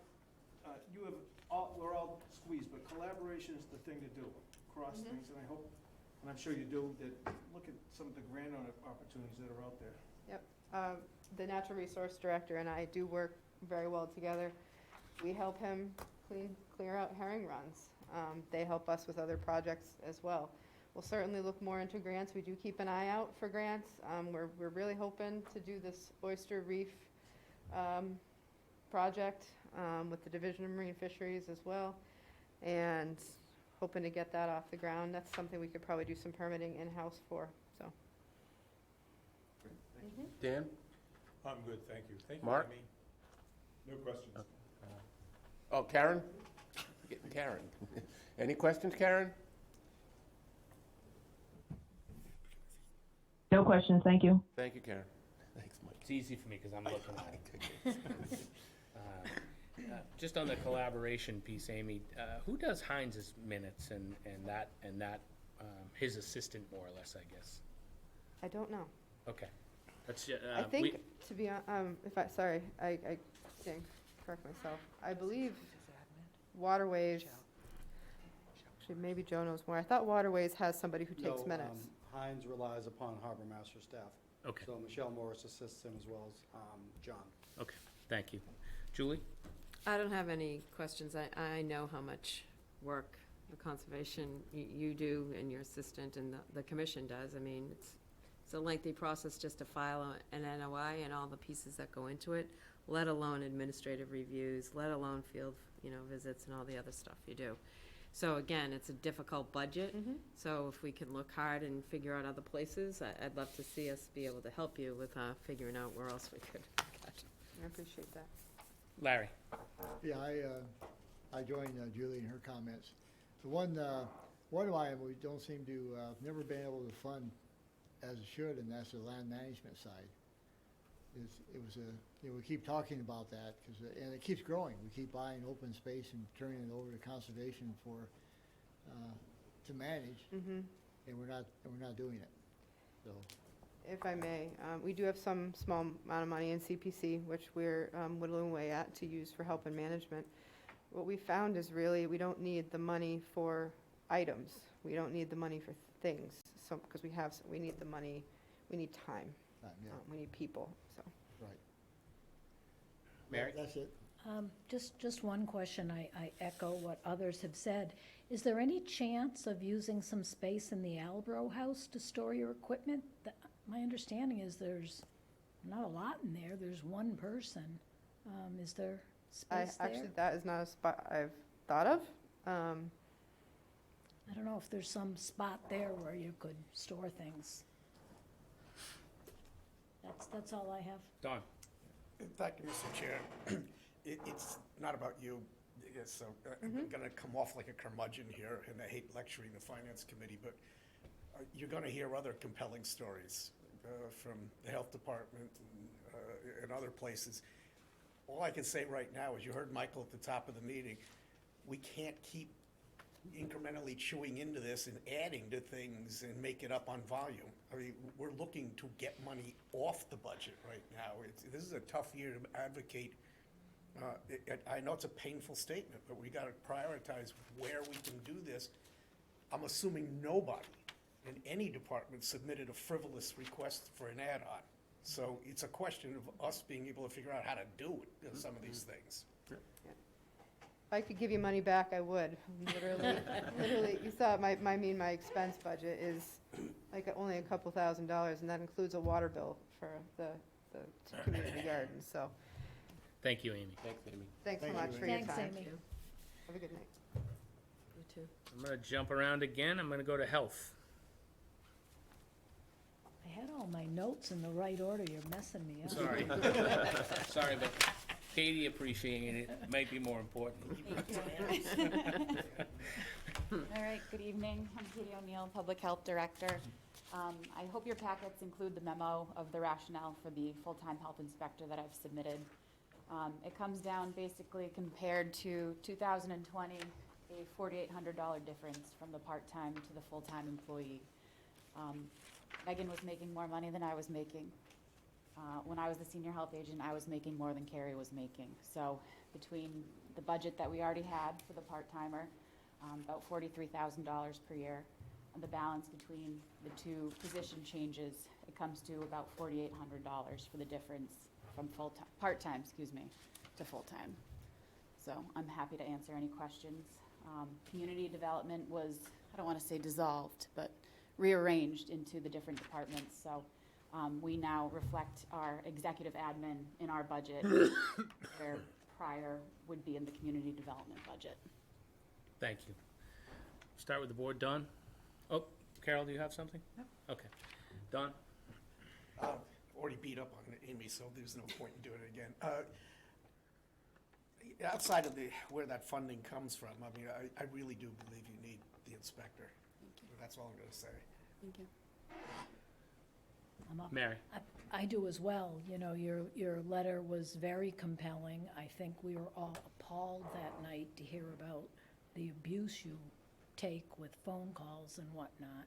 So in this budget does have funding for making that part-time, full-time, correct? Correct. As well as money on the expense side for the, The software. Yeah. Correct. okay. Thank you. Great job, Katie. Thank you. Larry? Nothing to add to that. Need the help. Julie? I echo the same thing. I'm full support of your increased help, and it's covered well, so thank you. Thank you. Yeah, I would echo all those comments. This board's already voted to support this in conversations in the past, so really, this one's for you, John. Thank you, Michael. Thanks, Katie, for coming in, and thank you for offering to come in and speak to us before we arrange these meetings. I really appreciate that. And yeah, I don't think there's probably any department that's worked harder during this pandemic. Every day must have been a challenge of coming into the office of what mandates had to come down, what you had to do, answering the thousands of questions that the citizens of the town probably had. So, yeah, I fully support your conversion from part-time to full-time. Dale? Yeah, no questions. No questions, it's great. No questions. Dan? I have no questions. Mark? No questions. Karen? No questions. I support it as well. Great. Thank you, Karen. Thank you, Katie. All right. Katie won. My God. Now, Thank you don't very run out like Carolyn. Have a Thank you, good Doc. evening. Thank you for coming, Katie. Harbor? Joe, did we hear from, I know John's not on. No, and I think there was a personal reason for that, so Okay. If there's any questions, if you want to send them to staff, we can redirect them to John. I also do not expect the police to be here this evening, That we talked about. but thank you. Um, Yep. So I'll just quickly go through my board if they have any questions. Don? No. Mary? No. Larry? None. Julie? No. And I have none. Do you have any questions that you would like to ask either of these department heads that we can get you answers for? No, I'm fine. The only clarification we needed with the police and was cleared up when Carol gave her presentation was the cruisers and why they ended up in operating that versus capital, and why they drove the police budget up so high was so no questions there. Harbors do a great job. Minimal staff, but are a great revenue source for the town of Harwich. Thank you. No questions. Yeah. Angela? I don't, well, I have one question. I know that we talked about the income coming from the harbors. Have you been able to raise that from where it was originally placed? And what we're talking about is the revenue, Revenue. projected revenue sources? Do you want to save that for a bigger conversation? I think we will save that for a bigger conversation, Okay. but, Thanks. I Yeah. just want to know. and it's because, Angela, it's across the board for us, I Yeah. think, so. Okay. No questions. Dan? None here. Mark? No questions. Karen, any questions on that police or harbor could ask that they're not here to answer? No. Okay, thank you. Joe, the only thing I had, I do believe John Rendon had some asks that weren't granted. Did he want to make a pitch for those? Do we want to allow for some time in the next Thursday? I think that's preferred, because Okay. we would try to roll that over to the 17th. Can we try and get John in on the 17th, and if not, we'll get him in on a joint meeting at a later date? The Harbormaster was, declined a couple asks, and he wanted to make the same appeal. Yeah, thank you. Finance Division, I know we had Amy Bullock online. I don't know if that's for support, but Carol will open the floor for you.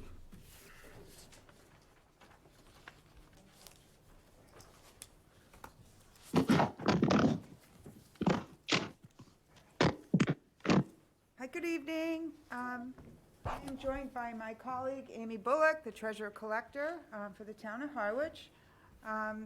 We would like to present for you the Finance Division's budget. The Finance Division is, I don't know what that is. Amy, we'll have to mute your mic until we call on you. Thank you. Finance Division includes accounting, assessing, and treasury collection. We had a numerous amount of enhancement of service requests that would support the department in many different ways. The top one was some title research for both assessing and treasury. We had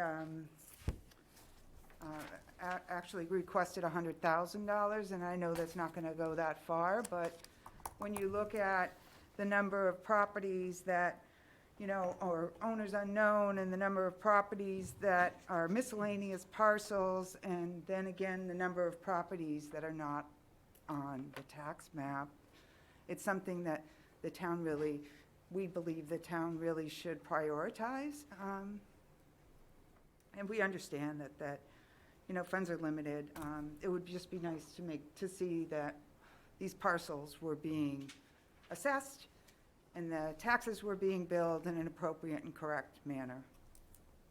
The next item, and this is really for the entire division, to support the entire division. The town has purchased a pretty elaborate ERP system, which is like an accounting system, with many different modules. The town has purchased modules over the past 8 years. The town paid for modules. The town continues to pay support fees every year for those modules, but the town didn't install them. So we have many efficiencies that are not being recognized, but in order to do that, I placed a contracted service number in the Enhancement of Services for $30,000 for a Munis implementation specialist. And I think that would have brought you a long way. But again, we understand that times are, you know, budgets are tight. The other area, significant area that needs to be brought to light, we have some retirements. Treasurer Collector's Office, we have 2 retirements, the Treasurer Collector and the Assistant Treasurer Collector.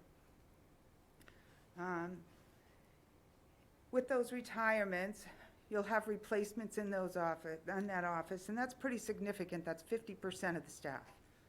And so Amy and I had requested some training funds to be placed in the budget. In addition to that, the assessing office has been deficient in training personnel, and it has had significant turnover.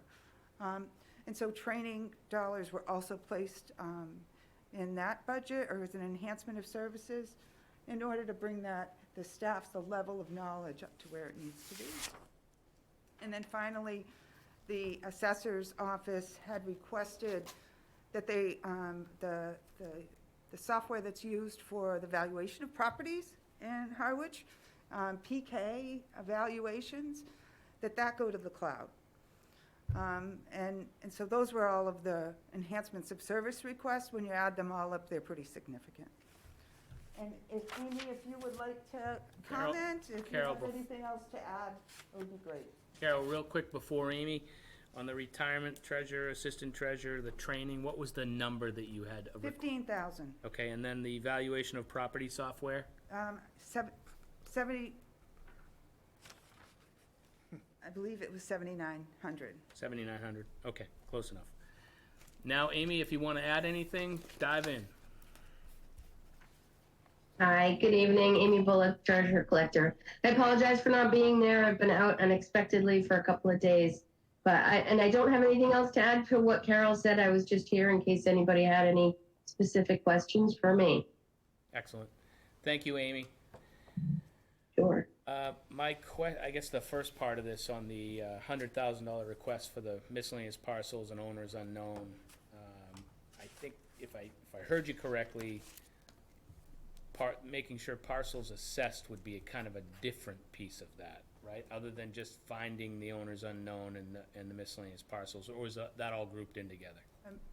I mean, the department needs enhanced support to rectify all of these issues. Okay. So it's not just title research. I should have, it's a researcher. It may not be just for, because the assessors need a deed, and they need a plan, a survey that has been professionally prepared in order to add a parcel to the tax rolls, or to the tax maps.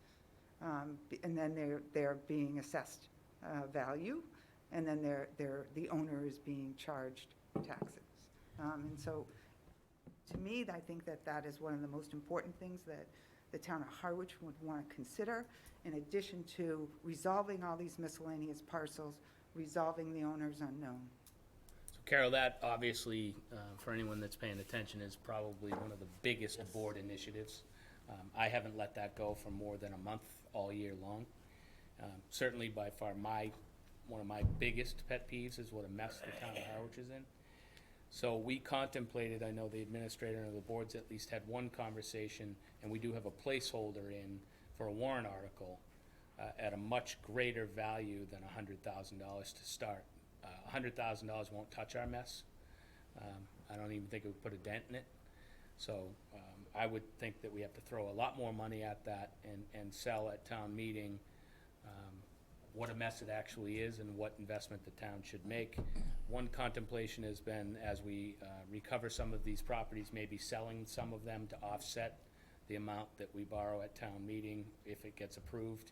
So if we do a $500,000 warrant article, that we sell enough property to get back the $500,000, and we keep going until we're done, which would be a multi-year event. I believe it's almost 400 or a little over 400 acres that we're talking about between miscellaneous and owners unknown, if the last report was right. So just for the finance committee, it's contemplated to have a separate article rather than bake it into the operating budget and let town meeting decide how important all of this land actually is. With that, I will start with you, John, on this topic. Okay. And the other topics that she mentioned. Okay. Thank you, Carol, for your presentation, and thank you and Amy and Michael on this uncollected property tax issue. I know it's a big thing. It's something that we've been asking for a number of times. And that little spreadsheet, or I don't know how little it is, but that spreadsheet that you put together where we can keep a monthly total of what's going up, what's going down. We know what's going on. The town knows what's going on. And thank you. And that's all I have to say. Thanks. And thanks for the presentation the previous night, too. Dale? Thank you for putting this book together. Thank you for your presentation. I have no questions. Angelo? No questions. Mark? No questions. Dan? Yes, I have a question. Carol, I noticed that the audit expense is going up by $5,000. What's the basis for that? The single audit. So all these federal funds have come into Harwich, which require a specialized audit. So if you expend $750,000 in a fiscal year, it requires an intensive review by independent auditors of all of the financial transactions. And so we have experienced an increase in audit fees because of that.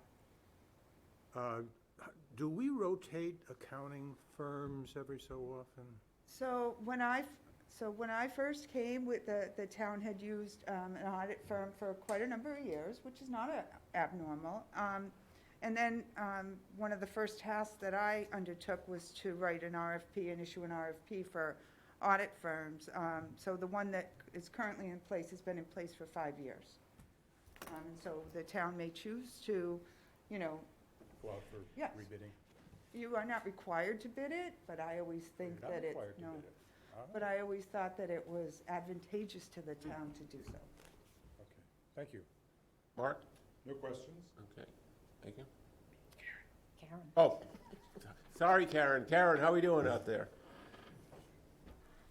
Thanks for You're to the thanks, right Mary. here. I I think can't that was see you. you.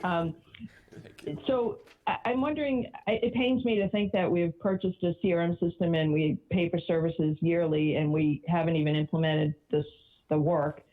So I just wonder what's it going to take to implement it so that we can get the benefit from that, not to mention stop just, throwing money away, on services that can't be used. And I'm not saying we can do it. I know we're over budget and all that stuff, but to me, that just seems like somehow there was some miss somewhere that, and the longer you have the software, I don't know, there just seems to me it's going to be more costs for nothing. Carol, you want to give us a direct answer? And I think it's $30,000 on what it's going to take to really utilize the system that we have. And It's going to take Oh, that so $30K. and the collaboration of an IT person to make it a priority. Collaboration of what? Pardon me? Collaboration of what? With an IT person Oh, IT. to make it a priority. So would that fall under, just to help me understand, so there's a separate category for technology in Channel 18. Is that where the IT person would come from, or is that a consultant No, that you so- have to get? Yes, so the town of Harwich had the position is right now called a computer coordinator. And that position retired in the fall. Okay. And the town, at this point in time, the town has outsourced those services with Barnstable County IT department, but it's not enough.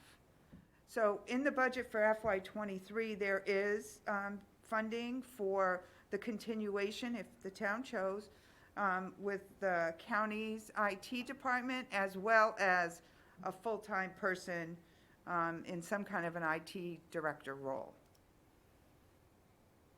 Okay, thank you. just to clarify, in the budget baked in already is an IT position, computer coordinator IT position, as well as contract services. Yes, Okay. correct. In the IT budget itself. In the IT budget itself, that's the 166,000-ish number, I think? Yeah. Correct. Okay. Thank you. Any follow-up questions? Yeah, that, okay. Thank you. Any follow-up questions from the board? Joe, anything you want to add globally? Yeah, I'd Before like you to get talk for the started. next 40 minutes about Carol's budget and how well she did, so you don't focus on any other budgets. That is to say, I'm ready to take the hot seat. Okay. But there is one thing I'd like to say, Mr. Chairman. You just heard from our finance director presenting in tandem with one of her department heads. You're all looking at a book that was created by our finance director, and all of us would be far less along in our deliberations, our discussions, and our understandings, and no one more so than I. So I just wanted to take the opportunity to thank Carol for her efforts, and I appreciate her continued partnership. Absolutely. Yeah, Thank you, thank you. Carol. Thank you, Carol. She's gonna kill me later for saying that, so I'm glad I got it out. Okay, next up is you, Joe, administration. Go fast, Joe, and he won't be back. Exactly.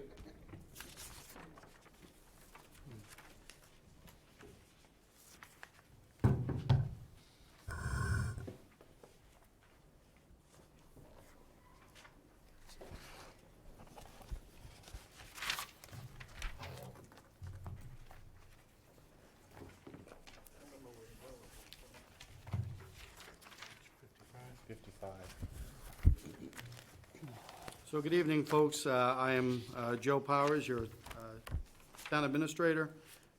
And in this position right now, the department head for the administration department. And with apologies to Karen because she's getting my back, so I'm sorry for that, Karen. If you look in the budget book that I just extolled the virtues of, you'll see that there are references on page 55, page 89, and pages 105 to 106 that cover administration. When the chairman of the Board of Selectmen returns, I do think I will take him up on his offer to make general comments when I return to my seat next to the board about the overall budget. But right now, I'm here to present and answer any questions on the administration department budget. And if you've seen my questionnaire, the mission of the administration department is first and foremost as the day-to-day arm and agent of the Board of Selectmen. And the immediate tasks that we handle relate to licensing, personnel, human resources, procurement, and anything to do with the Board of Selectmen. So you will see in the proposed administration budget for fiscal year 2023, a significant increase in salary and wages line items, and that is because of the two positions that were reflected in my memorandum dated February 7th of this year regarding the priorities that I emphasized in this draft budget. And those two positions are Housing Advocate and Director of Cultural Affairs. These two positions have really no other correlation to one another, other than they represent an effort for the town to focus on people that we need to get things done. The Housing Advocate is meant to be a successor to the Housing Coordinator role through the Affordable Housing Trust that in years past had been funded through CPC. That is a vendor relationship presently. It is not a personnel or a person for the town, and it does not have any benefits associated with it. And I think the one that many folks are eager to discuss, the Director of Cultural Affairs. And that I would describe is not the Cultural Center Director. Because the building at 204 Sisson Road, to me, is not just the Cultural Center, although through the efforts of another colleague of mine who also has my back, and I apologize, Carolyn, Carey, Cindy Williams is getting my back as well. I apologize for all of this, but and Bernadette Waystack as three individuals. These are folks that made great efforts over the last 6 years, really, to establish something that we know as the Cultural Center. But that's not the only use for that building. And that building became a municipal building again on September 1st, 2014. And so the Director of Cultural Affairs position is intended first to be the manager on site at that property. There is no other town building of any size, but certainly of that size, that is in operation that does not presently have a department head. There were staffing changes that arose through no other purpose, I think, than other just the natural course of events. And that causes the need for someone to manage that operation. However, in my role as the Chief Personnel Administrator, as Town Administrator for the town, I'm often tasked with reorganizing or evaluating positions. And so as I know the board knows, anytime a position goes vacant, Megan Eldridge, the Assistant Town Administrator, and I evaluate it and try to assess whether there's anything that can be modified or added, or perhaps if it's something that could be attrited and no longer be used for the town. More often than not, what we find is that we try to enhance positions. So another critical aspect of the Director of Cultural Affairs will be grant writing. And the purpose of that is twofold. Given that we have a cultural center operation going on there, recognizing that the town of Harwich will hopefully be awarded through the great efforts of the gentlewoman directly behind me, the Executive Director of the Chamber of Commerce, 2 cultural districts for the town, and they would obviously tie into the Cultural Council of the town. An inordinate amount of work that they do and that they're required to do tying back to Mass Cultural Council is grant-based. So this individual would have the priorities of being management on the ground at 204 Sisson Road, to be the point of contact for any tenants that continue to enjoy contract with the town there, but also to be the primary person to identify grant opportunities, not just for cultural affairs, but any grant opportunities that could impact upon general government. That was my heck of an opening statement. I'm going to take a moment to take a sip, and then, Mr. Chairman, I would be at your mercy for any comments or questions. Thank you. Given the board has had this conversation several times, I think I'll turn to the board first on this, on both of these positions. Cultural Center Director, we've talked about a couple times. Housing Advocate, I cannot tell you how many times we've mentioned housing crisis and the need for housing in the town of Harwich, and that's been widespread with a lot of committees and a lot of people reporting back to us on needs. So I will start with Don. I'll agree with the second part, for sure. The community, the cultural center, it's, whether that morphs into a 501c3 or it goes through this model, we have to come up with something that these folks over to my right have been talking about for quite some time, where it's clear that it pays for itself in some manner, and that it also, I personally feel I don't know that we've ever quantified what its value is to the receptor part of the economy. We advertise the bike trail. There's a lot of things that people come to Harwich for. It's not just white sand. And I'm not sure that that's ever been factored in to this, because when complete, that's supposed to wind up being an anchor for our cultural tourists, including the Artist Guild and a bunch of other things. So we have to go deeply into that without discounting what it does for the town economically as a whole. It's not just a building that we inherited that we're just trying to keep open. So that's just a general statement. Thank you, Don. Mary? I'm in favor of both of those positions. Obviously, the housing advocate, we don't even need to talk about that. We desperately need that. And the cultural director / grant writer, you might think that's a little more discretionary, but just in my work trying to educate myself and looking at different things, I've bumped into grant opportunities. Sometimes in the nick of time, I can talk to Joe about it. And sometimes Bernadette found one, and I was going to help her try to write it. But when I dug in deeper, we had already missed the letter of intent application date. So we were behind the 8 ball. I think that person will pay for themselves, not year 1, but out year 2 or 3. That person will pay for themselves. Never mind what they'll do to help us manage that building, which, the way I understand it, 2 or 3 committees got together on repurposing it, and there is no real ability to sell it with the shared septic, the shared parking, a school practically attached. It's our building, whatever we choose to put in there.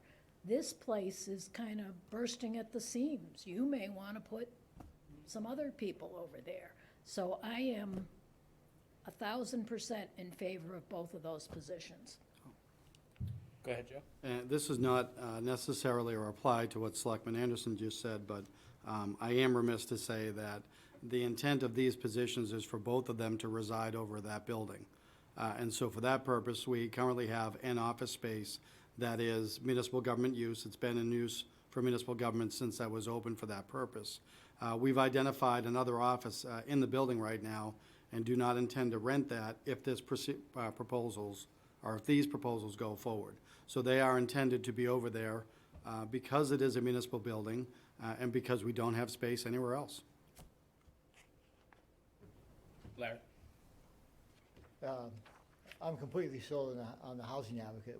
Michael, you've mentioned, we've talked about that several times.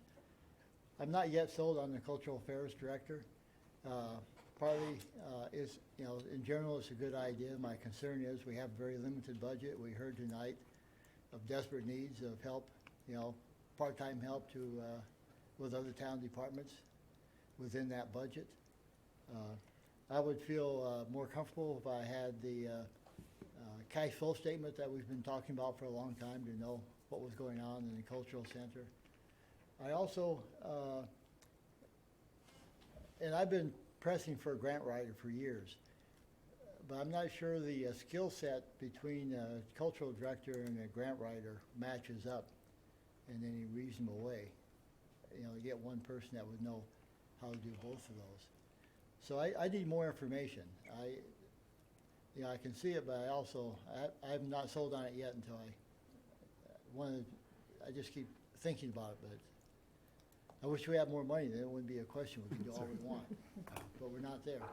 Mr. Chairman, just Go ahead. in response, first, I want to make it clear, it's not this evening nor any evening, is it ever my intent to try to sell anything. Certainly not to the board that has hired me and to whom I report and for whom I work, and nor to the folks on my left and behind me who represent the Finance Committee. I'm not implying that, I'm trying to sell. No, to no, myself. that was me trying to soften up the Finance Committee. And I appreciate the Selectman Ballantyne, that's not where you're coming from. But 2 points that I did want to address. First was the Assistant Town Administrator and I, who are tasked with both human resources and personnel, have done significant research on this, and I've done research in similar positions. And as you heard earlier, titles matter to me, and I think titles matter to the marketplace. And so there's an intent with Director of Cultural Affairs. And the intent with that is one of the other municipal uses, or one of the other allowable uses, I should say, whether it's municipal or not, is museum related. And that's where we would be advertising, is those folks that are currently in other cultural aspects, be they public or private. And I can tell you, having worked in my undergraduate days at the JFK Library and Museum, which was purely federal government, but on the other side of the hallway was the private nonprofit foundation. And they were museum and cultural folks, and every one of them was adept at grant writing. And so I'm hopeful that because we'd be looking for those folks that are already in that realm of either advocacy for culture or cultural affairs, whether it's museums, galleries, whatever, they do spend an inordinate amount of their time grant writing. So I'm hopeful that that title would appeal to them for that reason, and it wouldn't shock them. The other part of it, though, and this is what I meant about the selling, I am, for a number of reasons, open to any level of discussion on what we call it, what we call the role, what the person does. But the main point I have to make clear is the first impetus for me in establishing this role, this position with these roles, is the town of Harwich needs a manager in that building. Because presently, that role is being done by the Assistant Town Administrator outside of her job description, and we are relying upon Talitha Abramson, who is our wonderful temporary coordinator there, if you will. But if a building of that size is going to be open, I need management there. And so we've kicked the tires on any number of titles that we wanted to, whether or not we want to incorporate grant writing. But, you know, we could be talking about a building supervisor or a building superintendent. We could be talking about a caretaker. And so for me, trying to build off of what has been there for 6 years, what I'm trying to say is there's a professional role that can be created that will cover both of those aspects. But whatever we discuss tonight and going forward, that building needs a manager, and we do not presently have one. And that's the major concern for me. And then I'll listen to others talking about the cultural aspect that could be lost. But the biggest concern is we need a manager in that building if that building is going to operate on July 1 of this year as a municipal building. Go ahead, Larry. Just one follow-up. Thank you, Joe, for that. Thank My follow-up question is, can we build a fee structure to help pay for the manager or the cultural director in that building? So I would say yes and no. And I would say yes, we've already, and we have numbers, they were just finalized today. So I will be sharing this with the board for your packet on Monday evening, because you're about to have a discussion Monday night as to whether or not you want either or both of these roles to remain embedded in the operating budget, or if you want to have them as standalone articles. And so we have materials related to those. And we've done the expense report, if you will, the revenue and expenses. And we built off of the template that Carolyn had built over the years. And so the numbers are easy to acquire, generally speaking. It's more difficult if we're talking about, I've heard references to self-sustaining or self-supporting. And that's not a principle that I presently ascribe to. If the board directs me to go for that effort, I'll certainly try that. But I've analyzed our buildings, and I'm not aware that the town, presently or in the past, has ever used the directive of bringing a building online or keeping a building online and making it self-sustaining. Having said that, my intent would be the first order of business for that individual is to analyze the rent structure and analyze the other parts of the building that are underutilized. And what I see there on that 6.5 acres and 77,000 square feet, just like I've seen with our other assets in town, is an asset that's primed to bring money into the town. But I never want to oversell and say so much money that the building is self-sustaining. So we can do the rent analysis and we can do the program fee analysis for other parts of the building. But to me, that would be job number one for the director. Yeah, Larry, of go course, ahead. I'm not pushing for sustainability. What I'm pushing for is as much revenue as we can get, and number two is that we have a plan so we take advantages of the building. I think we're leaving a lot of money on the table. I would agree. And I'm not sure where you start, but we have to start somewhere. But until we have a background, it's hard even to make the direction, see where we're trying to go. Certainly, and the intent with both positions, again, I talked about housing coordinator, and, you know, that position has been around, I think 4 years maybe, you know, tied with the Affordable Housing Trust. But it was a position for a vendor. That's why I wordsmithed it and called it the housing advocate, because that's what we're going to need that individual to do. And by creating that position and presently putting in the administration budget, we're putting it into the operating budget because we're staking a claim. We're saying this is an important role that we need to develop. And if we're going to prioritize it, and I didn't start out with my standard mantra, and that is a municipal budget, I've been taught this, I was taught this many years ago, and I've always incorporated it. A municipal budget is meant to be a town's statement of priorities. And so that's why the housing advocate would be in the operating budget and the director of cultural affairs. If the director of cultural affairs is in the operating budget, we're no longer relying upon the revolving fund for any other personnel. That's not what's conceived in this. So we would be swapping out the positions that we've used of coordinators and replacing it with the director of cultural affairs.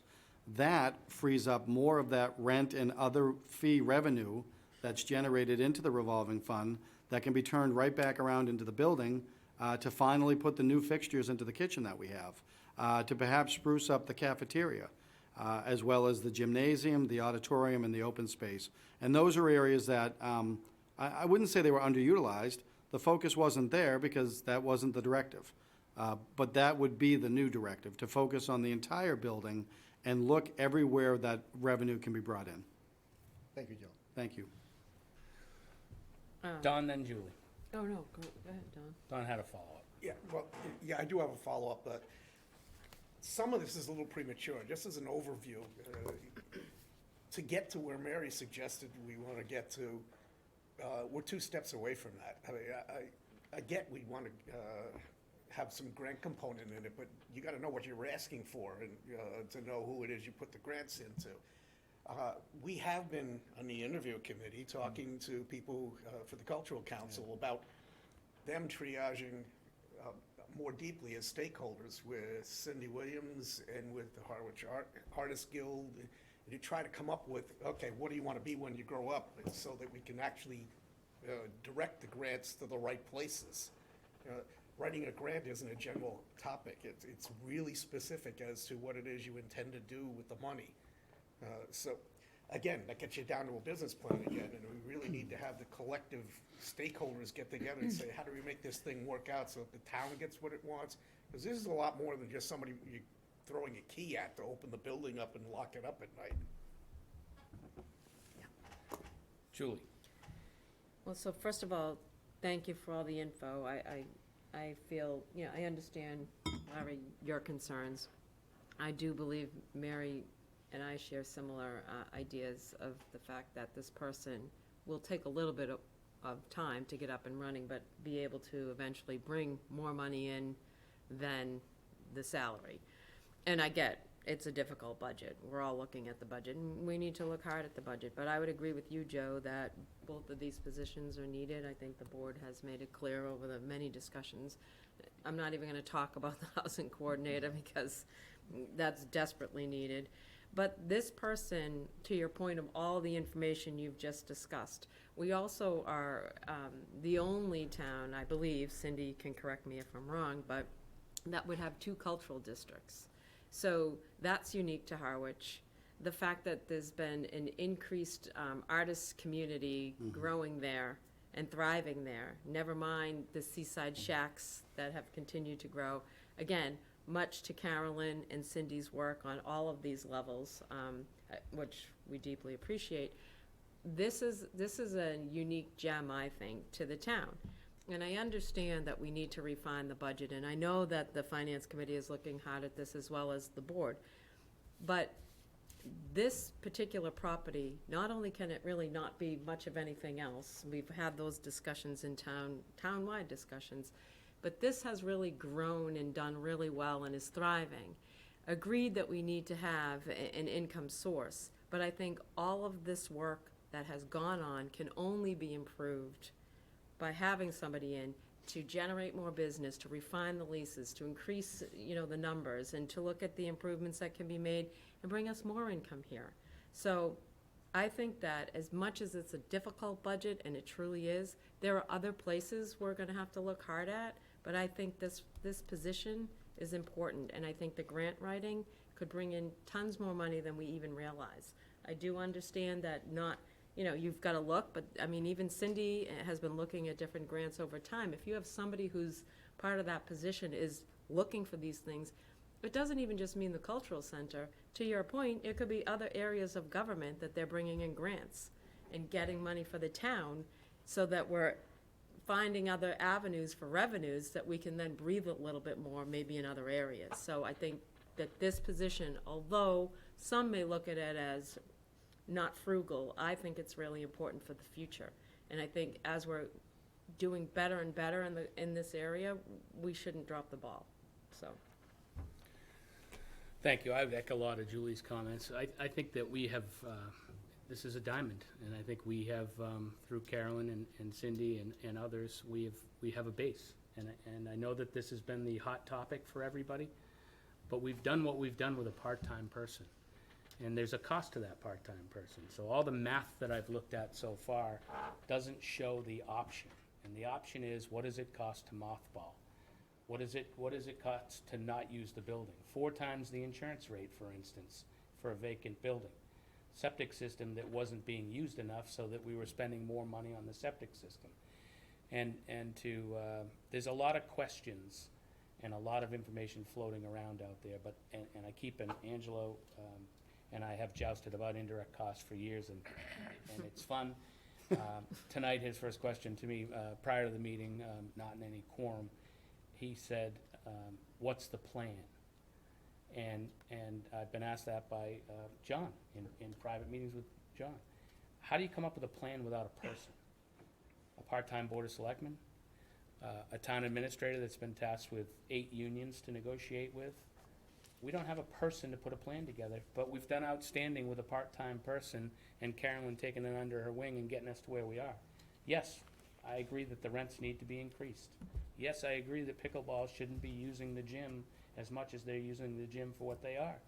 I've heard a lot lately about self-sustaining. Are the pickleball courts at Brooks Park that we're going to spend $250,000 on self-sustaining? Are the Brooks Park lights self-sustaining? 600 and change? No. They're all part of our community, and I think culture, we have great marinas, we have great municipal marinas, we have great beaches, we have great parks. We have a lot of great things in town. This adds to it. Our cultural district adds to it, and I think it's worth fighting for, and I think that there is a lot of support in town. If you look at the position, it says 76,000. We've argued that it's 95,000 because of benefits. What are we paying now? And what are we getting for what we're paying for versus giving it, there's 2 years left on the board's trial run approved by town meeting. What are we gonna get, and why not go forward with a position and get something going there? Everyone says, what is a cultural center? And people have accused me of just renting space to artists. Well, that was not the vision. And if you Google cultural center, the first one that comes up, if you type in Cape Cod, is Yarmouth. They have a lot of excellent programs there. There's so much more we can do with this building, and we haven't touched the courtyard in the center of it. We haven't touched the cafeteria, we haven't touched the auditorium, we haven't touched the 2 fields out behind it, which are being used by Little League. But to Joe's point, it's 6.5 acres of land on top of what I believe is 68,000 square foot building, but I'm not 100% sure.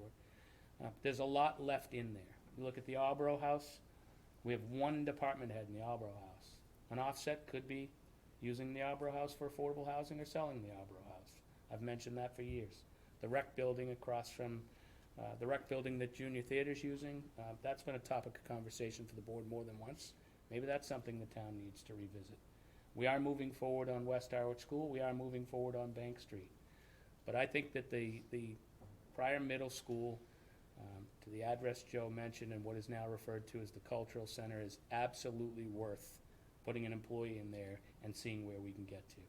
And I don't believe the deficit is far off if we look at the tenants that are in there now and increase some rents and divide the space up better. Joe? I didn't mean to interrupt you, Mr. Chairman. I'm all done. I was going to turn it over to John. But truly, before this discussion transitions from the Board of Selectmen, the executive branch, to the Finance Committee, the legislative branch, I wanted to emphasize that, because I've been asked for the plan as well. And what I've discovered, because it doesn't feel like it, but I am technically still fairly new here in my role as town administrator, just over 13 months ago. But the building, and that's why I intend to refer to it as 204 Sisson Road.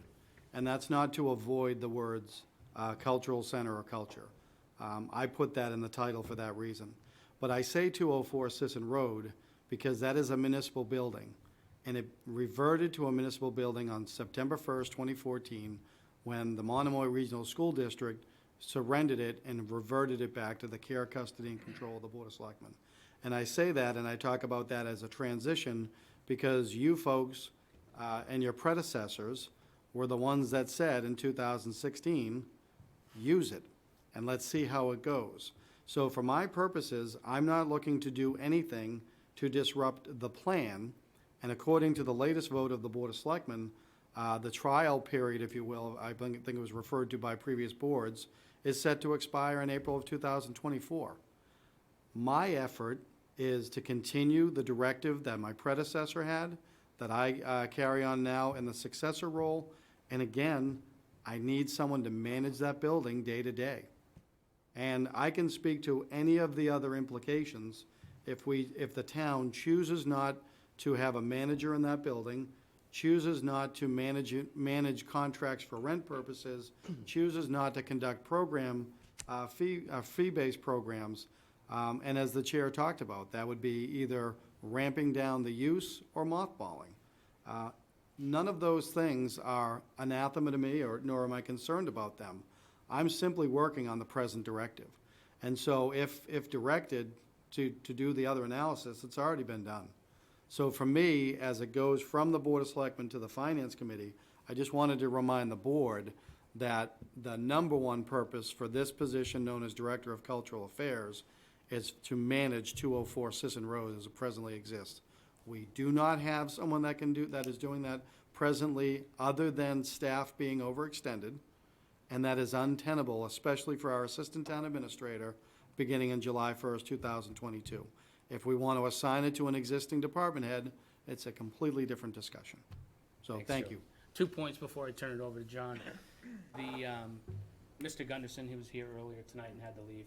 He has shared numbers with the board, lengthy email with the board with some numbers. We will include that in the packet Monday night when the board takes up Joe's presentation on the cultural center and the numbers as requested by Selectman Ballantyne. And then Mr. Gunderson has a petition article out there that we will take up soon, maybe even Monday night when we start talking about. It's in the warrant draft articles. packet already for Monday. He's asked a legal question on whether or not that can be funded, the $75,000 study that he's requesting to town meeting can be funded from the revolving fund from the cultural center.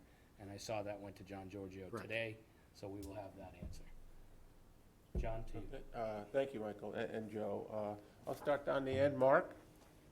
No question. Dan? Oh, I have questions.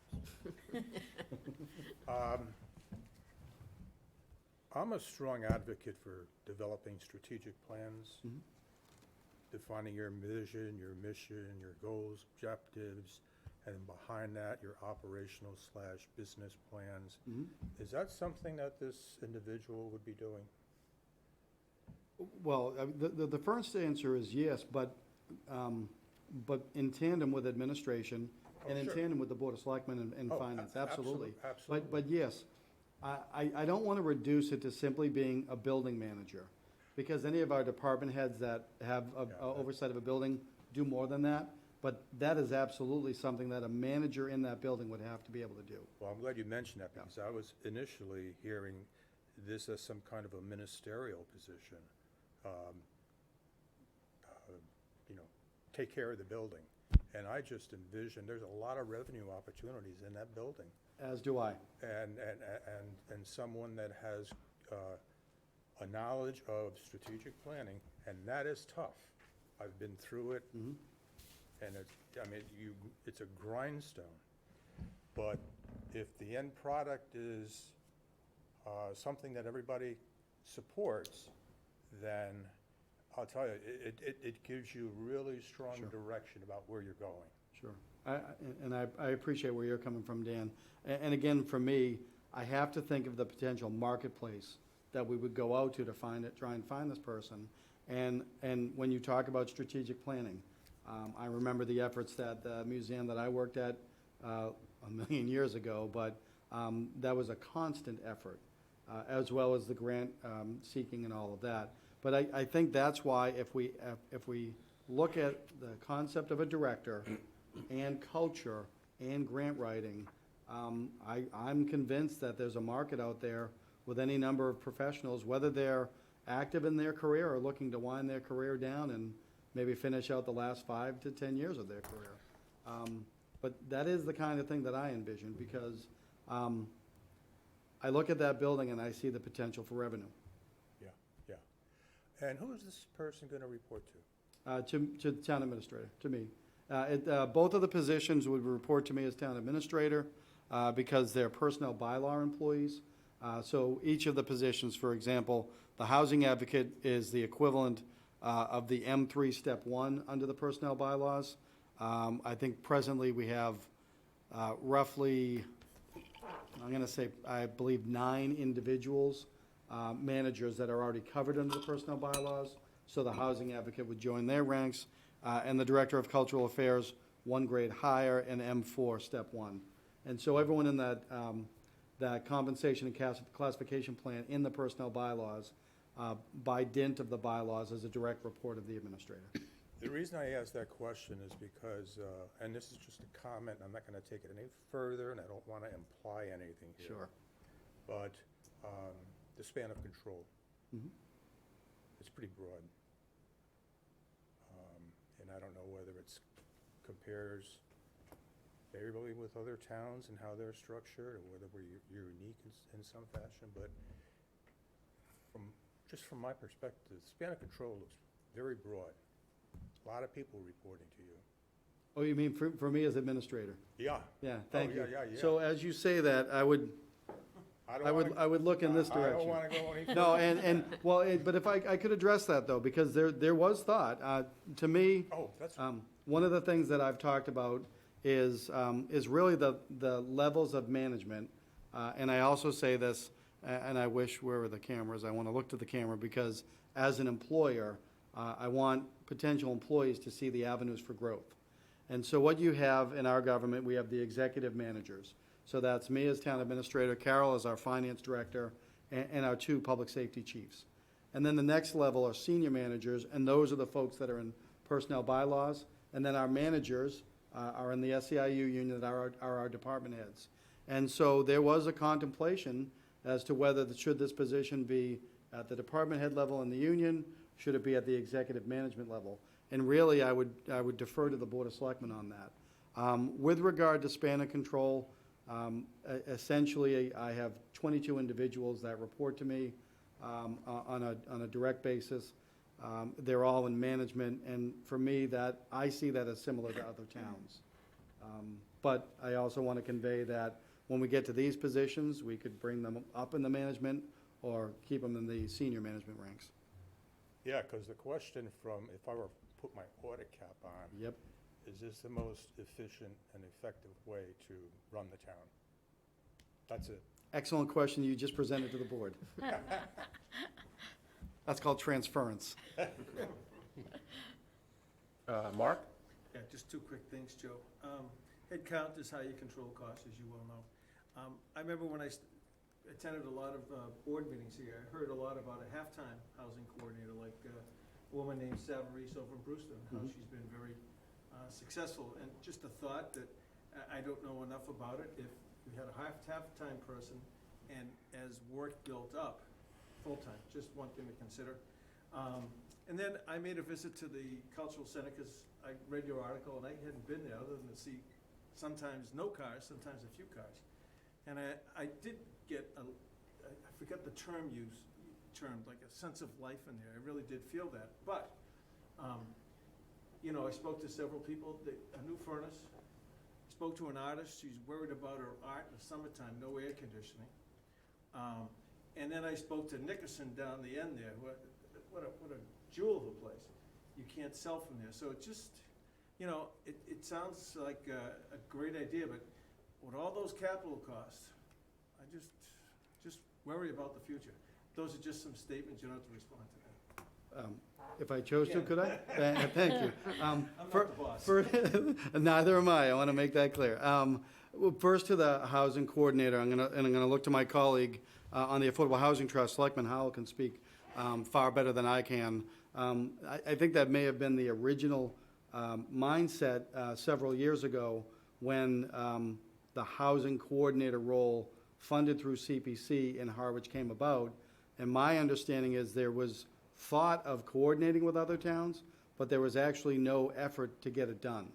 And so I kind of feel like we missed the boat because you talked about the other towns that have people already doing it, and we don't.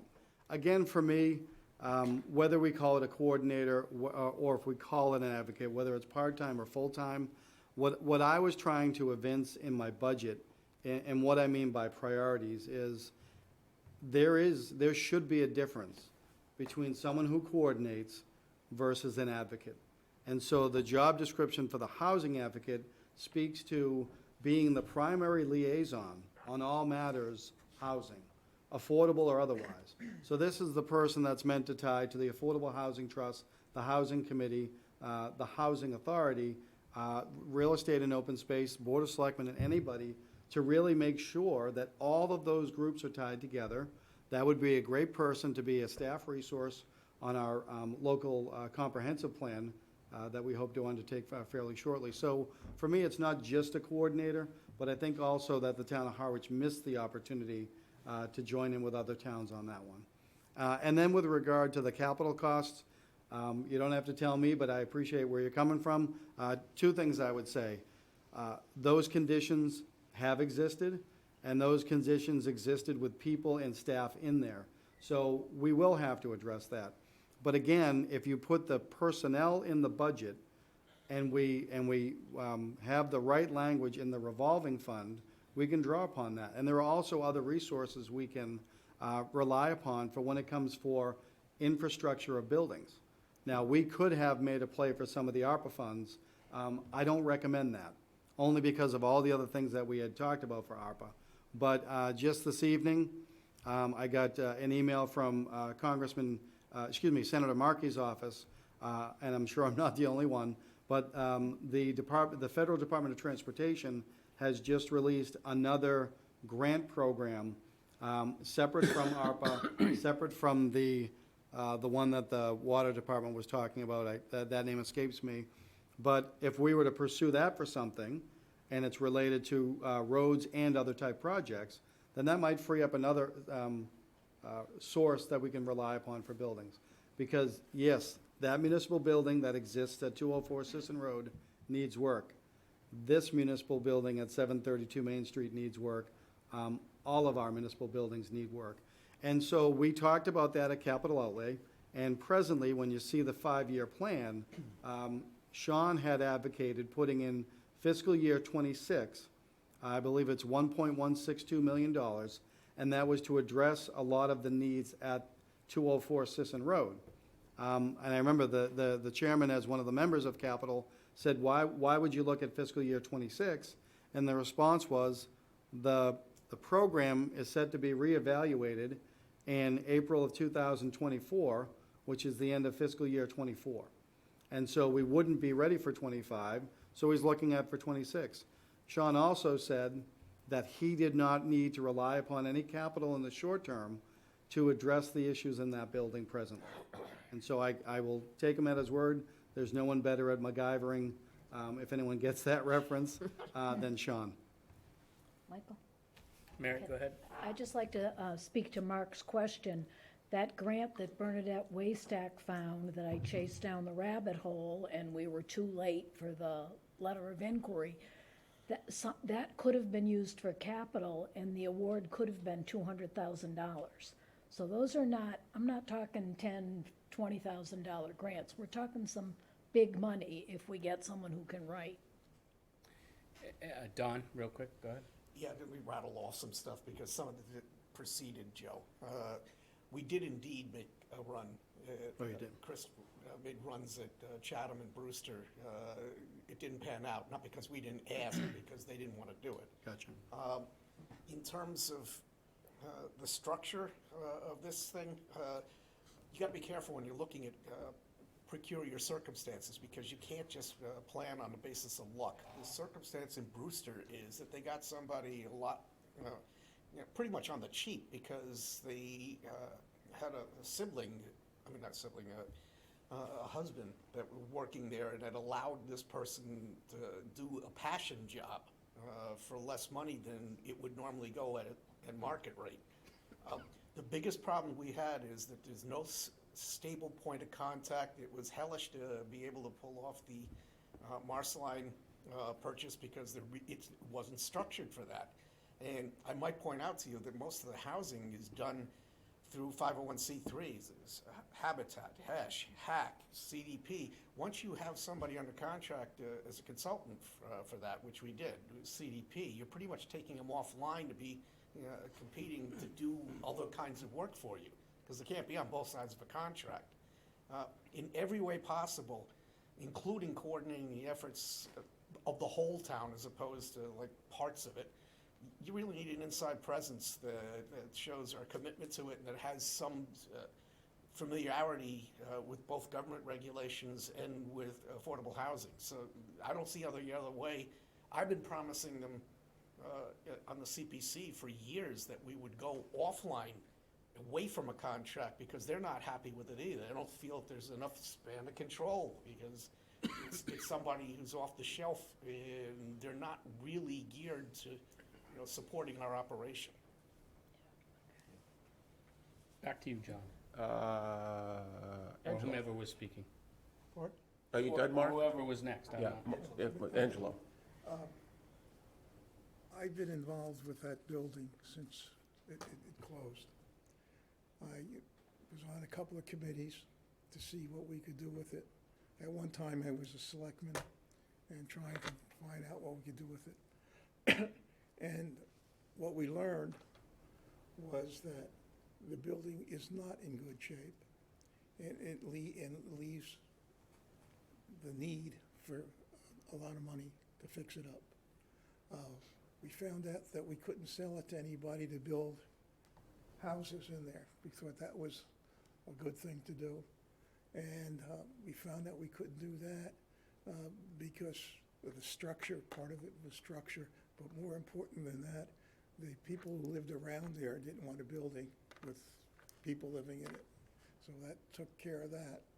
And then we started to look for ways of putting things in the building.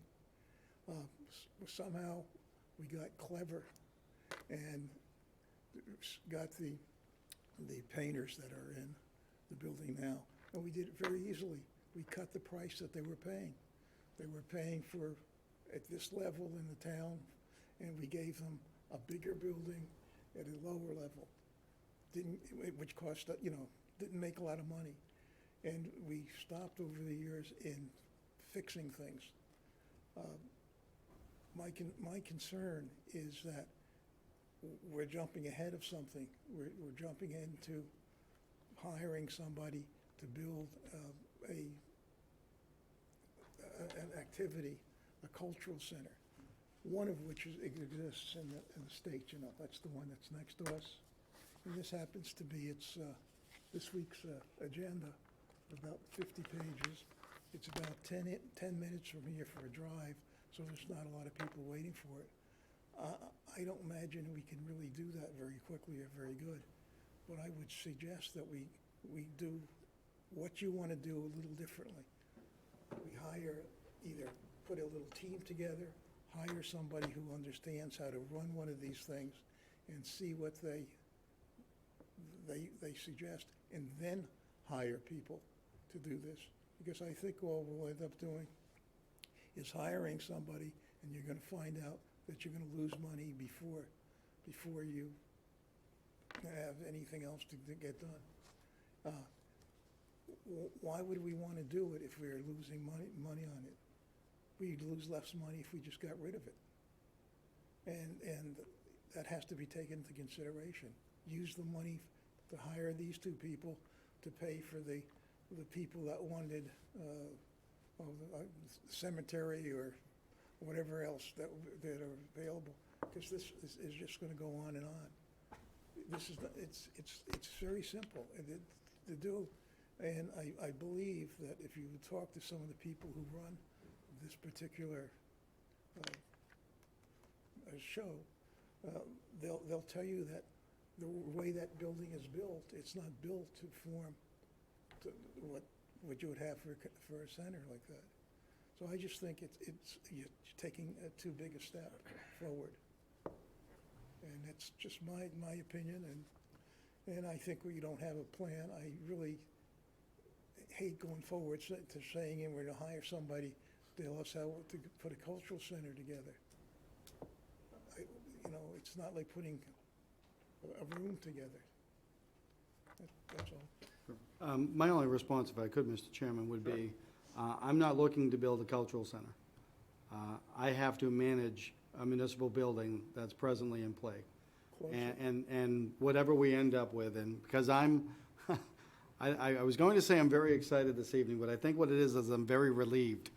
Because as I'm finally getting this out, I'm very mindful that as the agent of the board, I'm now passing these on to you folks, to the legislative and executive branches, to say, what are your priorities?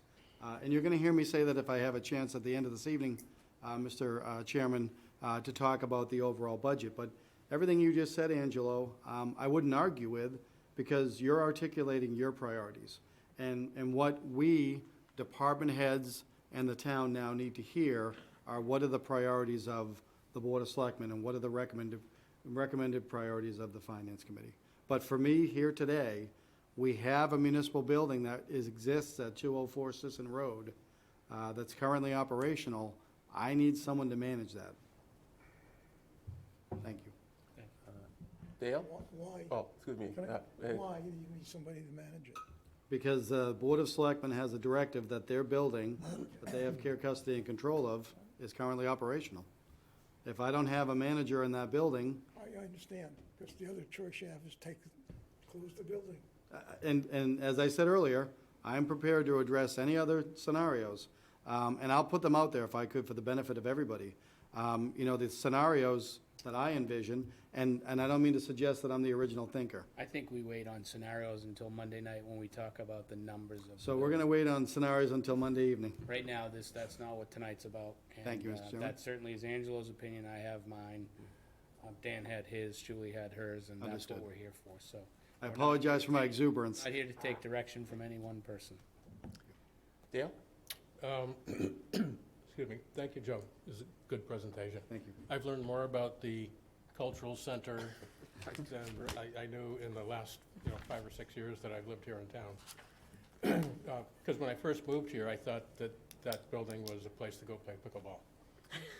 Now I realize It is. it's part pickleball court. You're not part- wrong. Part artist colony, and so anyway, in terms of your headcount request, I think it's the affordable housing advocate is a no-brainer. I think that's something that we just need to do. Sure. If we don't manage the process will manage us. In terms of the, what are we calling it, Director of Cultural Affairs, we talked about multiple roles there. One is a building manager and one is a grant writer. And I would think that the grant writer role could be something we could get through consulting services. It doesn't sound like somebody we need to hire full-time to do that. Building manager sounds like a very different skill set. And given that the future of the building is uncertain at this point, we don't understand the structural viability, the financials behind it. There's just a lack of information about how it's proceeded over the last several years and where it's going. I think it's premature to hire a director of cultural affairs at this point. I appreciate the input. Karen, you still there, Karen? I am. Can you hear me? Yes, we can. Go ahead. Okay, so I think what Dale just said is really a very pertinent part of this discussion. I think we are talking about if we hire one person to be a director of cultural affairs, be a building manager, as well as a grant writer, I think we're doing a real disservice not only to that person, but to us as a town. That's too much. That's too big of a role, and everything will get diluted and not done well. And so I think we should consider that. I'm all for a director of cultural affairs. I think that's sort of a critical role across the community. But I think I feel like we're lumping too much into it. And I also am all for a grant writer, but I've been in something similar in my past, and that's once you get into that and you have to uncover grant opportunities as well as write them across however many departments we have in this town, that's going to be a crazy job. But anyway, so just consider that as we're looking at sort of headcount discussions. The building that we're talking about, and Joe, your comment is very interesting. So all along we have been, I think the goal was to make this a cultural center, use the building to be, call it whatever you want, but to have things in there like the artists and the pickleball and all kinds of other things. And I do think there's probably a great opportunity given the space in the building and on the grounds. So whatever you want to call it, to have a person manage all of that, I think that's a fairly significant responsibility. I also think we have to get clear on what it is. Are they managing a municipal building, or are they managing, putting a business plan together for the building, for a cultural center? It feels like we're just getting very convoluted at the moment, or maybe it's just me. All of that said, I think the conversation on the capital costs for this building, and again, I'm trying to listen real carefully here, but I mean, Joe, you mentioned Sean, and you mentioned the kitchen, some things that have to get done in the gym, an AC system, all this other stuff. Depending on how we want to use that, if we really want to make this a truly viable building, municipal building, there's a ton of work, it sounds like to me, and I don't know this, but it sounds like whenever anybody talks about it, that there's so much capital work that needs to get done. And I feel like you guys have a sense of what that might include, but what we've been asking for, what I've been asking for, I'll talk for myself, is that I would like to see that list of all those projects that will have to get done. How's the roof? How's the brickwork? How's the parking lot?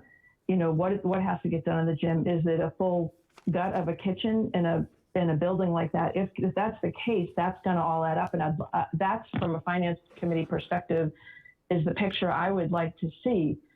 Because again, I'm not saying we should get rid of the building or do any of that stuff. I just would like a true picture of not only the planned use of the place, but also the plan, like what needs to happen to maintain, to upgrade or update and then maintain this place.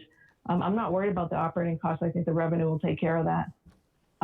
Because I think there are revenue opportunities, but I think some revenue opportunities will be dependent on upgrading the kitchen as an example.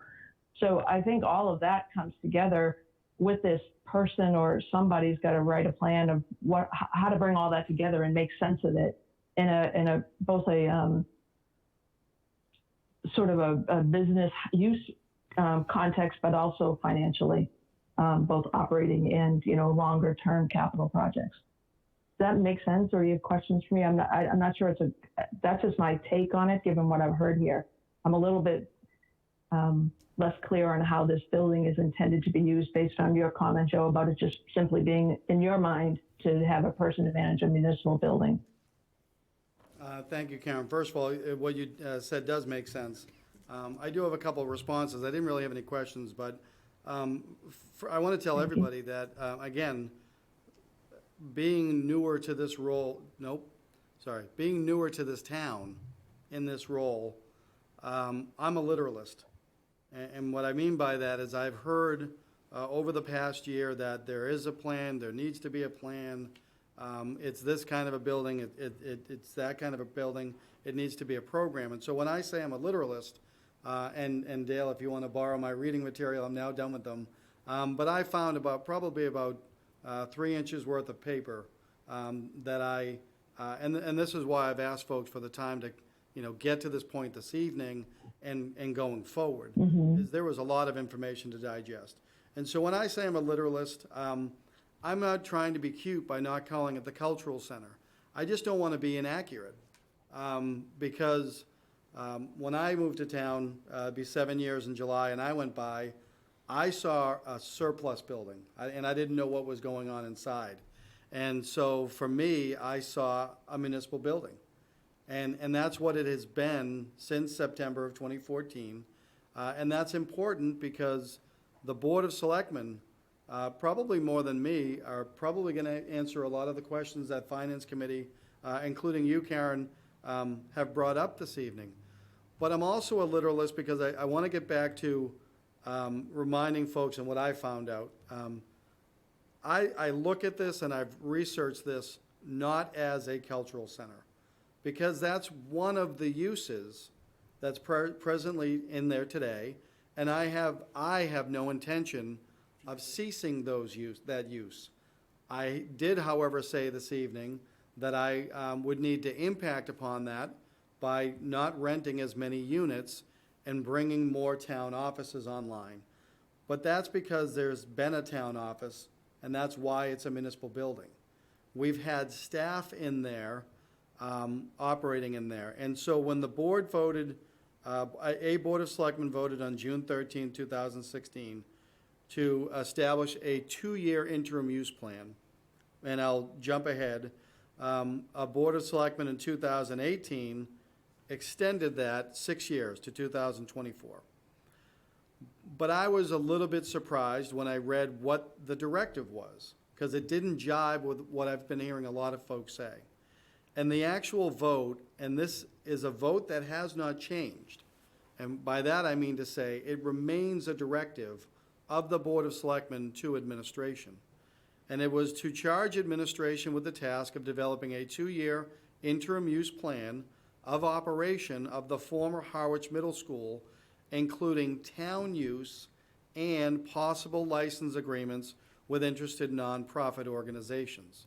And so generally, by and large, that has been met, and that's being met, because the first prong of that is town use.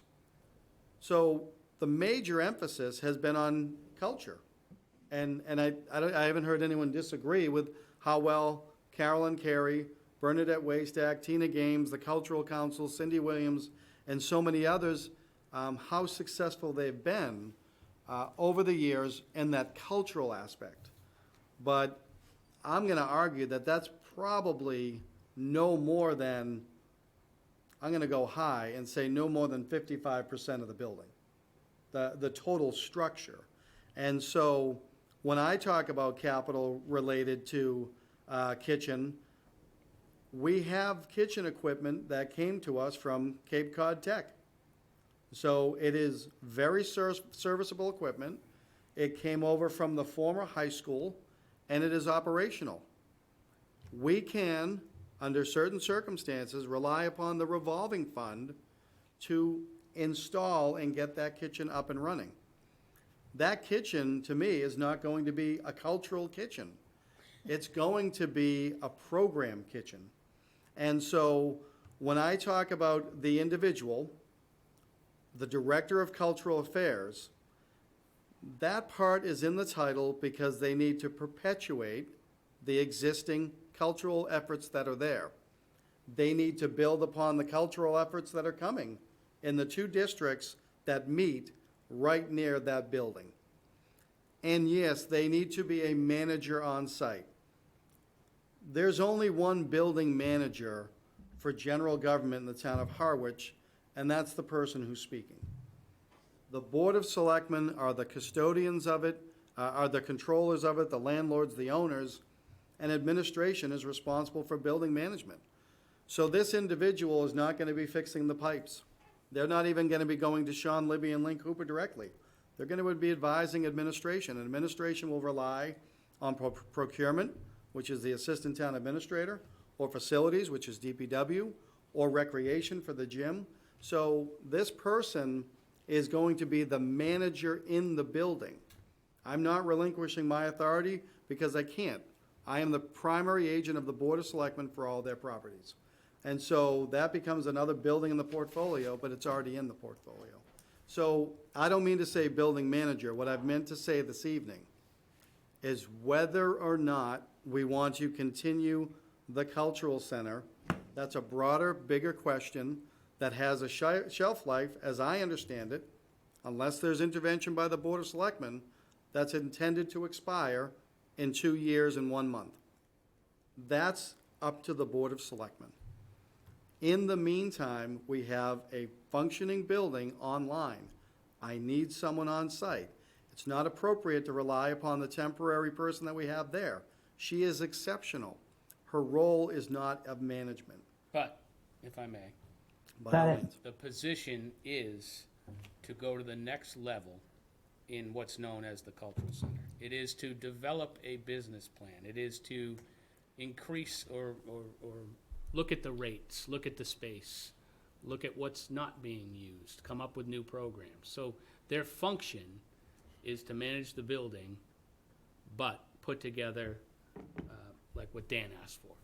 In tandem with administration, procurement, recreation, and any other departments that we have to rely upon. Thank you. That's it. Thank you.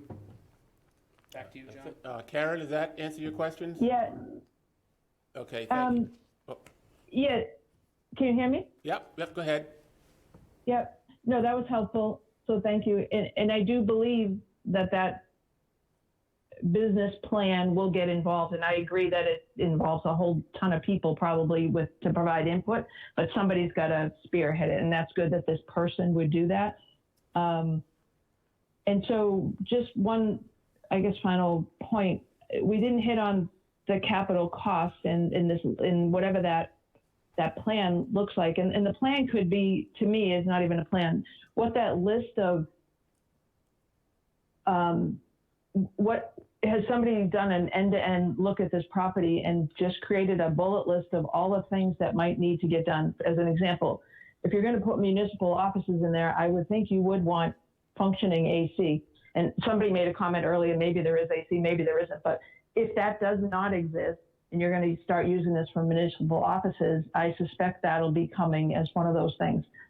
But and I got the point you made on the kitchen. That's great that we have equipment we can reuse and install at a nominal cost.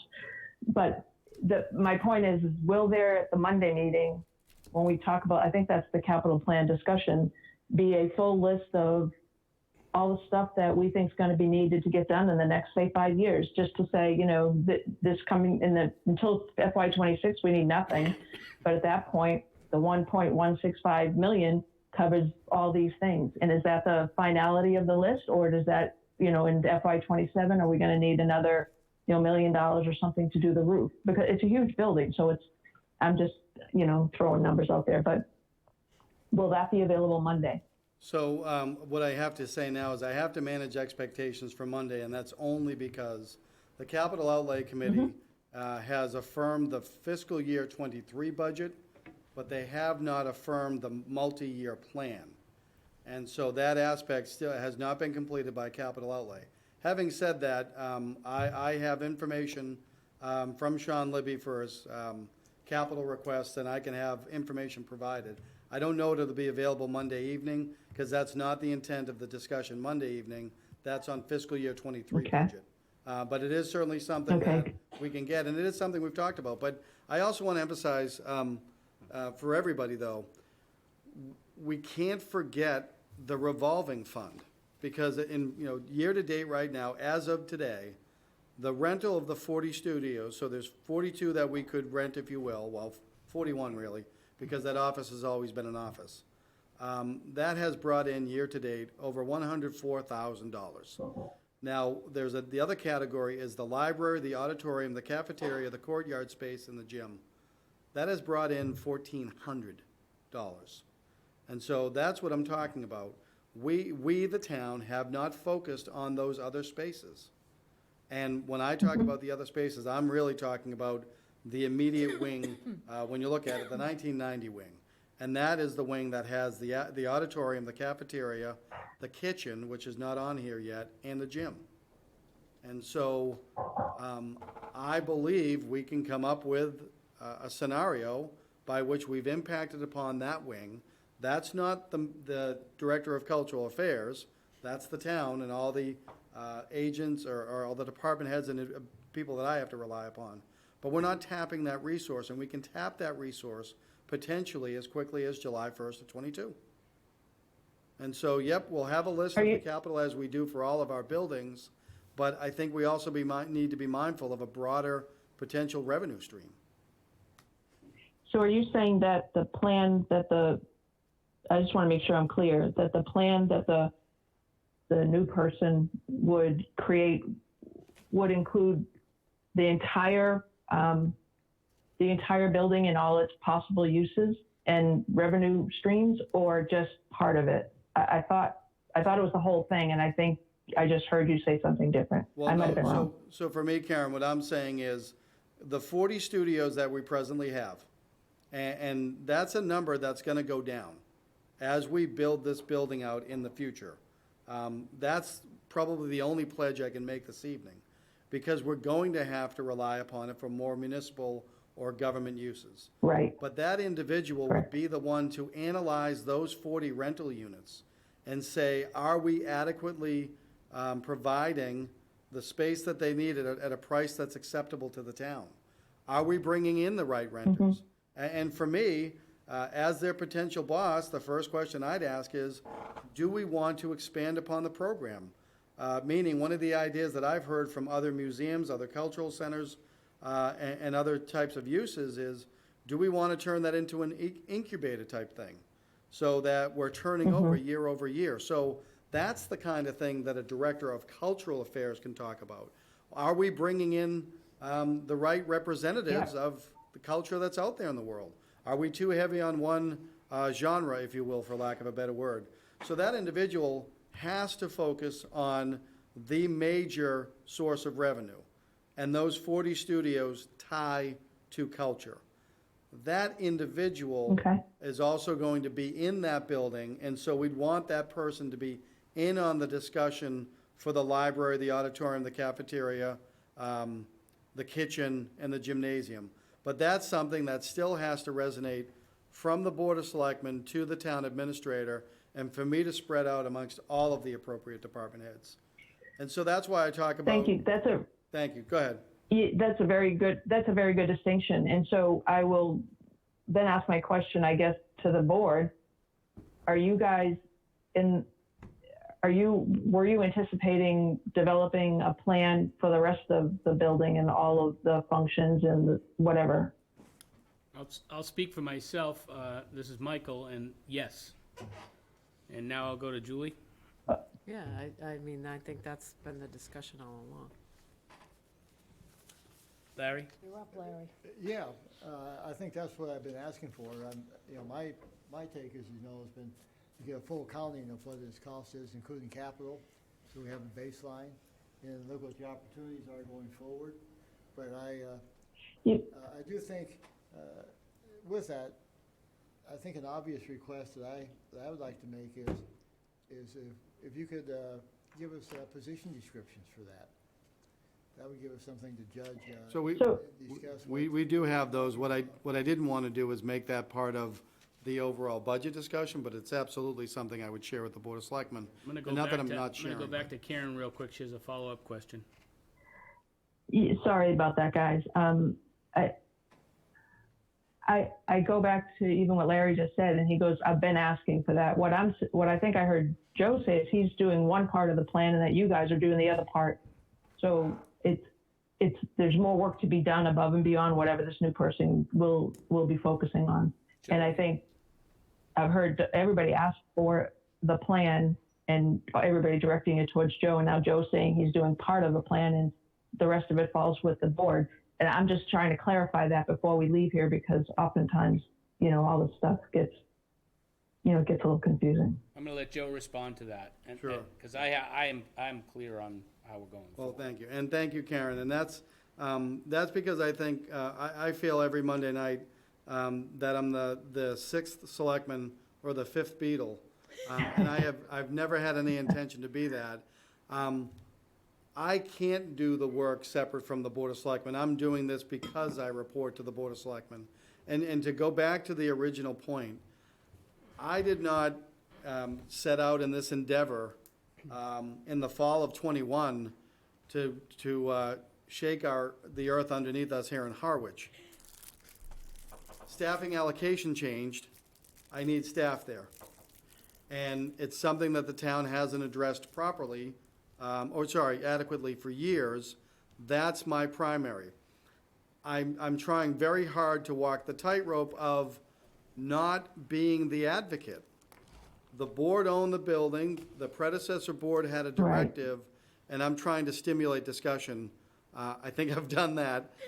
But also for not just me and not just for the Board of Selectmen. So any plan that has to do with any building will always have to go through administration. That's my pleasure, it's my job. And I can answer all of that. I don't want to be the one to answer all of that. And so that's what I mean about working with the board. But this all came about because we have a simple staffing allocation need. But I can't look at that simple staffing allocation need and not be mindful of what's been going on for the last 6 years and what could be looming in the next 2 years. And so I think from a series of unintended actions, we're now in a position where we have to talk about it sooner rather than later. Karen, does that answer Okay, thank you all. all your questions? Yeah, For now, thank you anyway? all. I appreciate you for sort of listening and doing your best to answer the questions. Thank you. And thanks, Karen, and we'll see you Monday here, so bring your pad and paper. And, I guess the last one to speak here, it's 9 o'clock.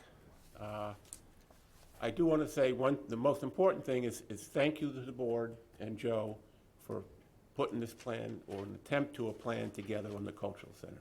I think it's well deserved to come up, and because we're facing a lot of monetary issues, and so I applaud you for at least bringing it to the forefront. Is this cultural plan that you have, or you're going to present Monday, available yet on the town website, or? So there is no cultural plan. We have the up-to-date, the year-to-date figures on what the cultural center aspect of the building has brought in. The costs? And costs. Well, it's the income and the spending. So that will include the subsidies and stuff for the last 5 years? I believe that was already provided, I should say that what I'm talking about, and Karen and folks won't be able to see it, this is the report that Carolyn has done for years, and so Megan has updated it. So this is the year-to-date income sources and the spending related to, so the income sources for cultural center, but the spending on the building. Now, separate from that, I know the finance director has done an analysis that was requested previously. I believe that's already been shared, so that's all the information I have at present to rely upon. I need to get the discussion going with you folks for the next step.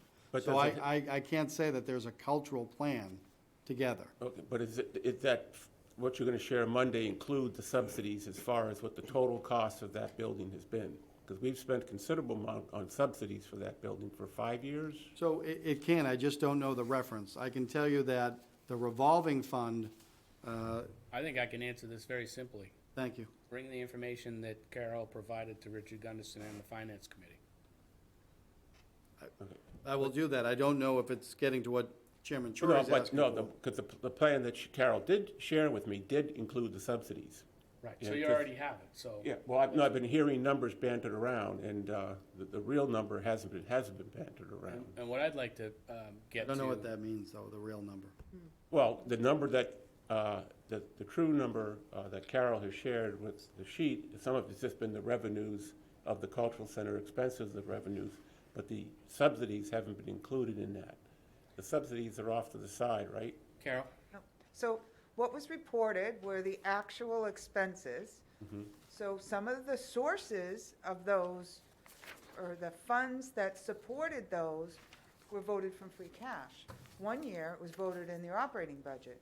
However, all of the expenses of the cultural center, no matter how they were funded, are in that report. Okay, so we'll have a true, but what the number is, yeah, because yeah, okay, thank you. Joe, and what I asked was that we also include a number that what it would cost if we weren't using the building. Because there Right, and seems to be a disconnect with some of the opponents that it would be free if we weren't using the building, and it's not free. Oh, yeah. So the number is much smaller than that's being reported out on the other side as well. So I would like to have a frank discussion on actual, to John's point, all of the expenses, but also share with the public that it isn't free to have that building sitting there. And it's roughly 1.2 to 1.5 million to tear it down and plant grass. Well, we do know that the insurance, I believe, goes up by, Three or four times. I was going to say closer to 10 times. ahead, There's a big difference from insuring a building that's used to insuring a building that is vacant. Go ahead, Julie.